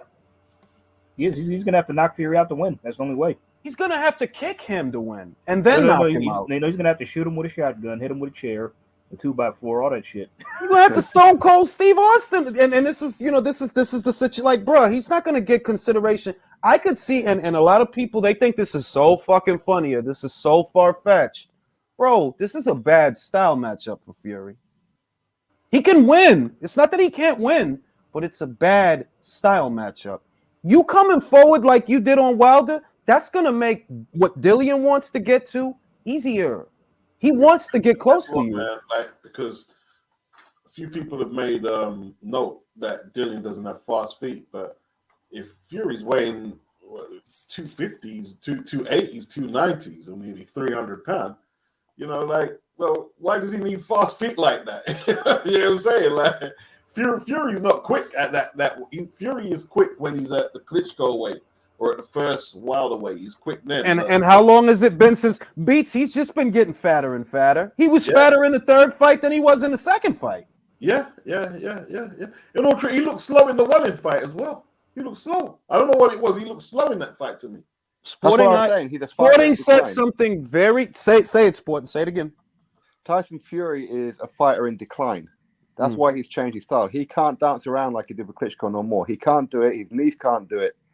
Those 2.5, 3 years have had a knock-on effect. Yeah, of course. Yeah, 100%. So he's Muhammad Ali after the exile. He don't have his dancing feet no more. But the Tyson Fury, whether he's in decline or not, of course, he's still going to be the favorite to beat Dillian Whyte. I'm not saying done. I'm not saying that. I'm saying he's not as good as what he was. No, and this is what I mean, right? I think about Tyson Fury's two base styles. One is the pure boxer, one is the pressure fighter, right? That's the two base styles that he has. It doesn't matter which one you use. This is a bad style matchup for you. You don't like pressure. We saw that in the Chisora fight. We saw that in the Valine fight more recently. You don't like pressure. Whether you're the pressure fighter or you're the pure boxer, you don't like pressure. You think that Dillian Whyte's going to come in here jabbing you and moving and feint? No. Especially with the history that y'all have, he's gonna try to take your fucking head off. I know what fight he gonna fight. See, a lot of people are saying talking madness. Dillian, you're gonna get. See, you're proving your ignorance, man. Like, styles make fights. I know a lot of people are very impressed with Wilder's KO streak, and it is impressive to look at. But look, the styles is that Wilder doesn't really know how to throw short punches on the inside. No, he don't. Dillian has shown his ability to do that. And like, it's two different fights. And if Fury is not making the most of his reach and his long legs, then it's a very interesting fight. Fury hasn't fought the Povetkins. He hasn't fought the AJ. No, he hasn't.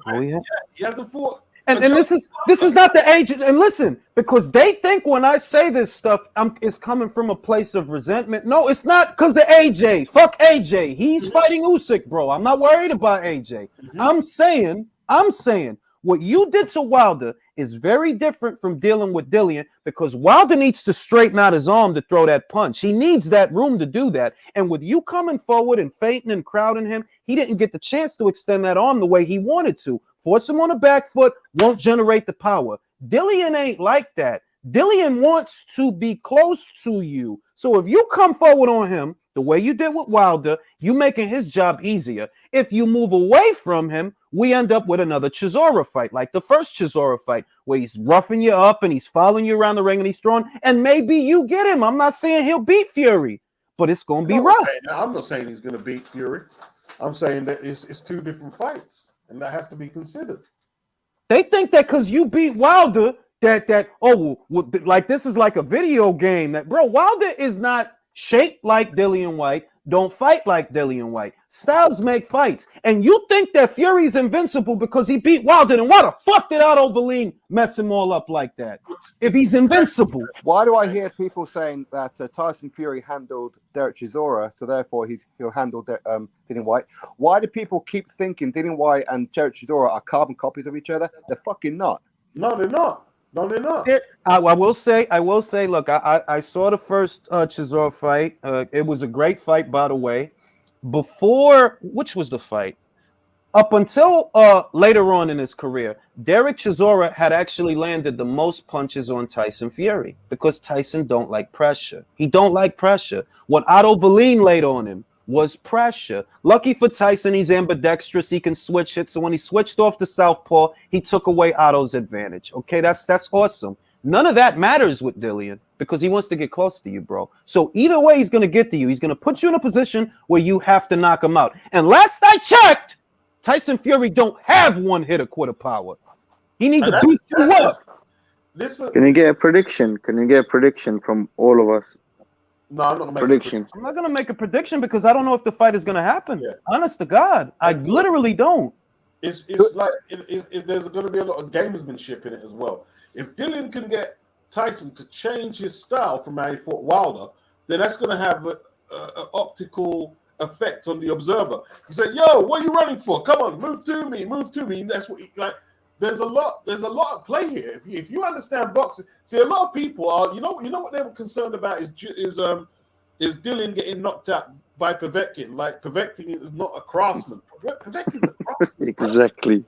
Povetkin is a craftsman. Listen. I said it in the last slide. Tyson Fury would sooner uppercut himself than that. Look.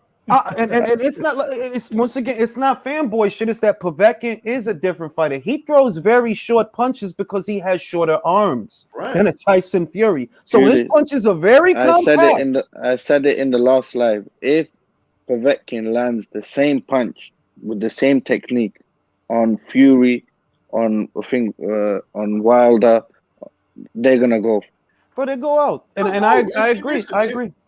What do you think when people say that if Tyson Fury can take Wilder's punches, then Dillian's got no chance of knocking him out? I don't agree with that. I don't agree with that because Dillian Whyte has, I think, I like Dillian Whyte lefts, and I know people are going to think I'm an idiot. I understand. I'm cool. But I like his left hook more than Wilder's straight right hand because think about this. Look at everything that Derek Chisora endured in the Usyk fight, the Parker fight, the both of them, right? Just look at what he endured, right? Dillian killed all that shit with a left hook in the rematch. One that he landed though, and that's the main thing. It's not like Dillian didn't struggle with him in the first fight. He really did. But I'm saying there's enough on that left hook that kill that shit, bro. That if I land this, you fucking out of here, bro. You are fucking out of here. All right? That's the same Derek Chisora that years later he took Joseph Parker's best. He had Usyk retreating. I see Tyson Fury running around in the ring and trying to outpoint him rather than trying to knock out Dillian Whyte because he knows he won't knock out Dillian Whyte. I don't think he has the power. But can he do that anymore, though? We get into press conferences. Dillian's going to be remember when I was knocking you down in sparring and you was crying? Yo, it's not a game, bro. Like, look, you did what you did to Wilder, and that's dope. But check this shit out. And motherfuckers, once they're gonna think I'm on my bullshit, I have never liked Wilder's punch resistance. Look at every video going all the way back to 2017. I've never liked his punch resistance, and I've never liked his gas tank. I have maintained for maybe 5 years. I don't think this guy has a good gas tank because whenever he has to throw, when they make him throw, he be getting tired. And it's because he don't be wanting to throw that much. He want to throw one punch and go home. If you make him throw, he get tired. I don't like his gas tank. I don't like his chin. Now, I'm going to say this about Dillian. Dillian don't have a great gas tank. No, he don't. But I'd wager Dillian's gas tank is better than Wilder's. Wilder went out there after a round. In the second fucking round, he's breathing with his mouth open. After a round. Just because you was jabbing to the body. Just off a couple of jabs to the body. Move, jab to the body. You tired already? I seen Dillian Whyte before he got knocked out. He was jabbing the shit out of Povetkin in that first fight, fucking him up. He was jabbing the shit out of Oscar Rivas, fucking him up. Yo, Jules, if you can hear me, give me a thumbs up, please. We can hear you, bro.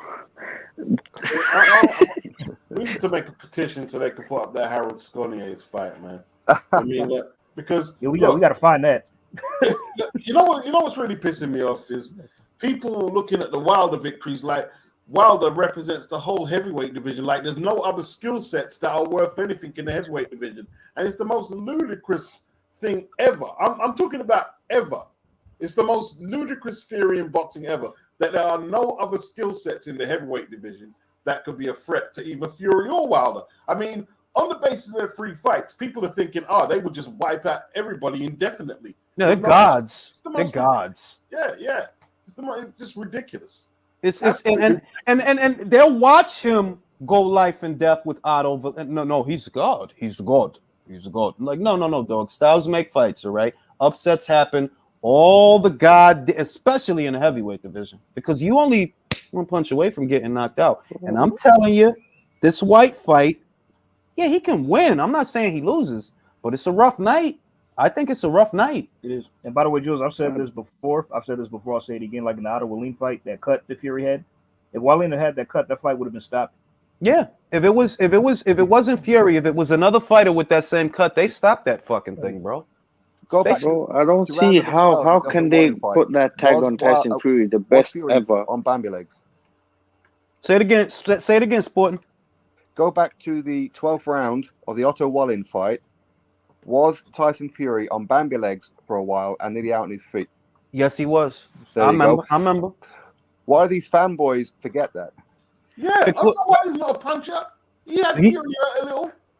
Listen. Let me tell you something. I saw it the first time I saw Otto Wallin was on an undercard of a Clarissa Shields fight, and I'm like, yo, this dude is cannon fodder, right? So when I see him go in there with Fury and do what he did, I asked myself a question. Is Otto that good? Because I'm not trying to knock him. Maybe he stepped it up for the fight. That happens too. But is it that Otto's that good? Or is it that Fury's not as good as I think he is? Because he was getting fucked up, bro. Like, yeah, you getting touched, bro. Why did it have you bleeding like that, bro? Pulev, Povetkin both beats Wallin. Yes or no? I mean, look, because then we go in the AJ route. I'm trying to stay away from the AJ shit. I am. I'm just trying to stay away from the AJ shit and focus on the rest of the division. And I'm like, listen, bro, Fury has been and it's okay because fighters do that. I'm not knocking you. But when people try to tell me and sell me that dream, oh yeah, he'd be competitive. And you get the fuck out of here, bro. Fuck out of here with that shit. He got dropped by Steve. You can't label Tyson Fury the best ever just because he fought Wilder. And look, he's you need to fight. I don't. If you beat Dillian in good style, yeah, and then to be honest, like in this generation, you need to get that fourth. Whoever gets that fourth strap is going to be the best ever. Yeah. But you'll be the best of this era. Dillian Whyte, Dillian Whyte, the bum, the guy who's no good, yada yada yada. If Tyson Fury struggles, does that mean that we shouldn't give Tyson Fury credit? No, it's not that. It's you know what the thing is. This is my angle of this whole thing, right? I don't believe that Tyson Fury wants a hard fight ahead of the undisputed fight. I don't believe he wants the. I've always maintained that.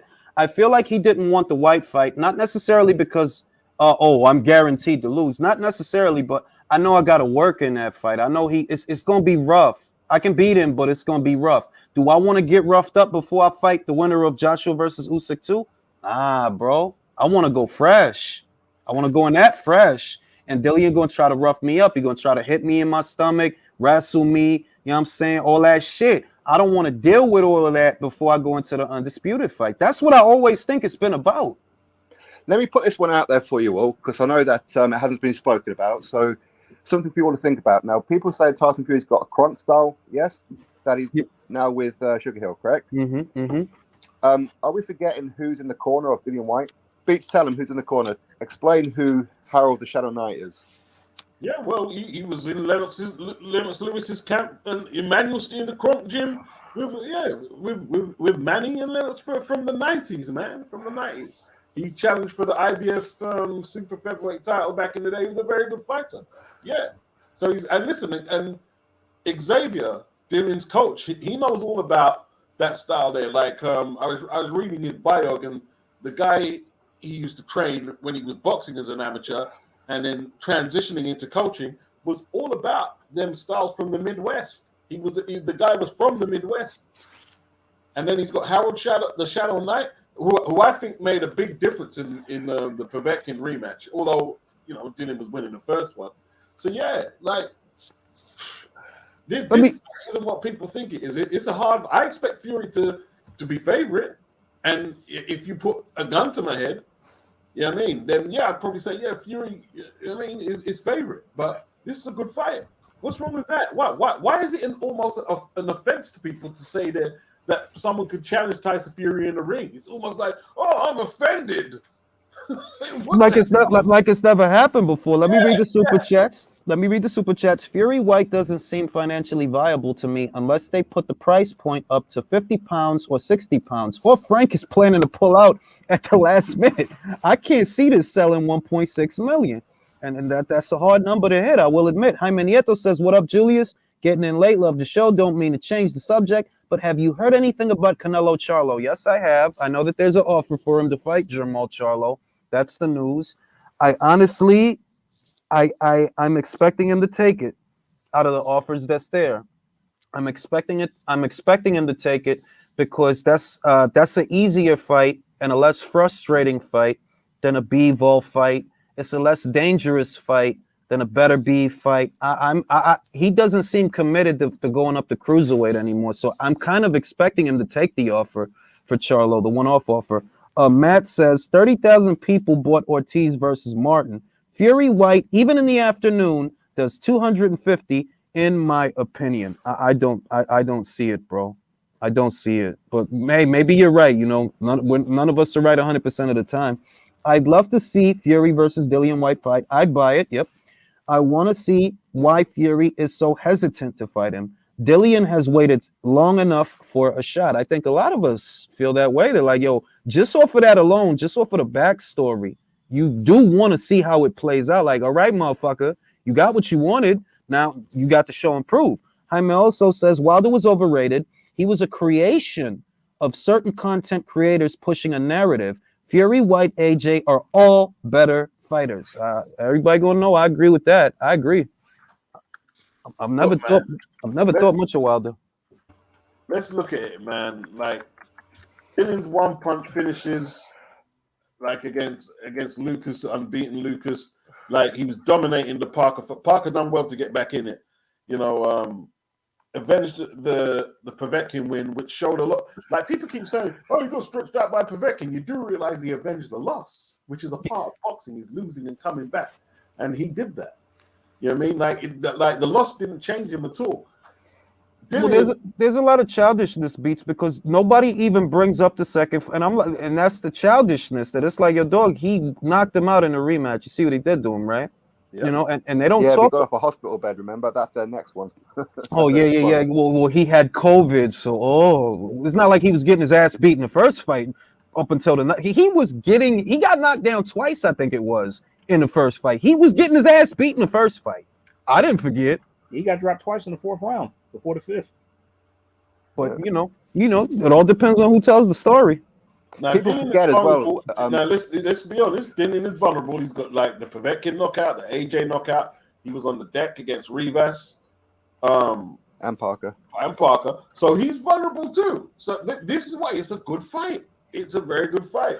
Yeah, but I don't see them fidgety. I don't see Tyson doesn't get full extension on his punches. You know what I mean? Like I don't see that finicky, that fiddle. I don't really see that bothering Dillian too much. What I think is the issue is that he will tire. He will tire. Fury has a better gas tank than he does, and all that clinching and wrestling, 270-pound man leaning on you, that'll get him tired. That could set him up to being knocked out. But as far as just plain old concussive power, one hit a quarter power, Fury don't got that because he didn't one hit a quarter Wilder. He didn't one hit a quarter Valine. So what the fuck? I know a lot of people look at Dillian Whyte like his gas tank ain't that good, which, okay, it ain't the best, but against Joseph Parker, I think is what people look at. And the first Derek Chisora fight. But against Parker, he fought Parker with a broken hand and 2 cracked ribs. And that makes it hard to breathe.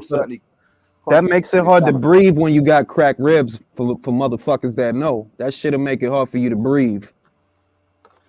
Well, he better not, he needs to be totally sound, mind and body when he goes to that Fury fight. Let's make no mistake here. What sparring partners do you think that Dillian should bring in? And Tyson? Robert Hellenius. For Fury, Robert Hellenius. Tyson's already bring Jared Anderson, I think. That's what I heard. Yeah, like Tyson, Dillian Whyte's style is easier to replicate than Fury's style. You got to find a tall guy, similar dimensions to a Fury that can bounce around in and out. You got to do that to prepare if he decides to move, and then you got to bring another big guy. Like you could spar Hrgovic and Hellenius for both of those for both of Tyson Fury styles because Hrgovic is physically imposing. He has similar dimensions to a Fury, not as tall. There are very few fighters as tall as Tyson Fury, but he can apply that kind of pressure that Fury would try to apply if he applies pressure. Daichko. Oh yeah, Daichko. But young guy. Most people don't know about Daichko. Oh, Daichko. Yeah. I think you should bring in Dempsey McKean as well. He's southpaw, and I think Tyson's going to be fighting.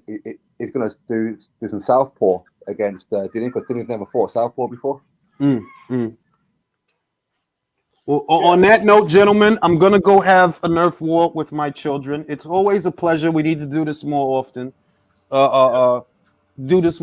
Get together on each other's channels, talk this shit. Always appreciate it. Sport. Yeah, bless up, guys. I'm going to go watch the Royal Rumble. Speak later. Beats. You know what's wrestling? All right, Judas, take care, man. All right, man. Take care, all. Jake, I'll catch you, Jake. Appreciate y'all. All right.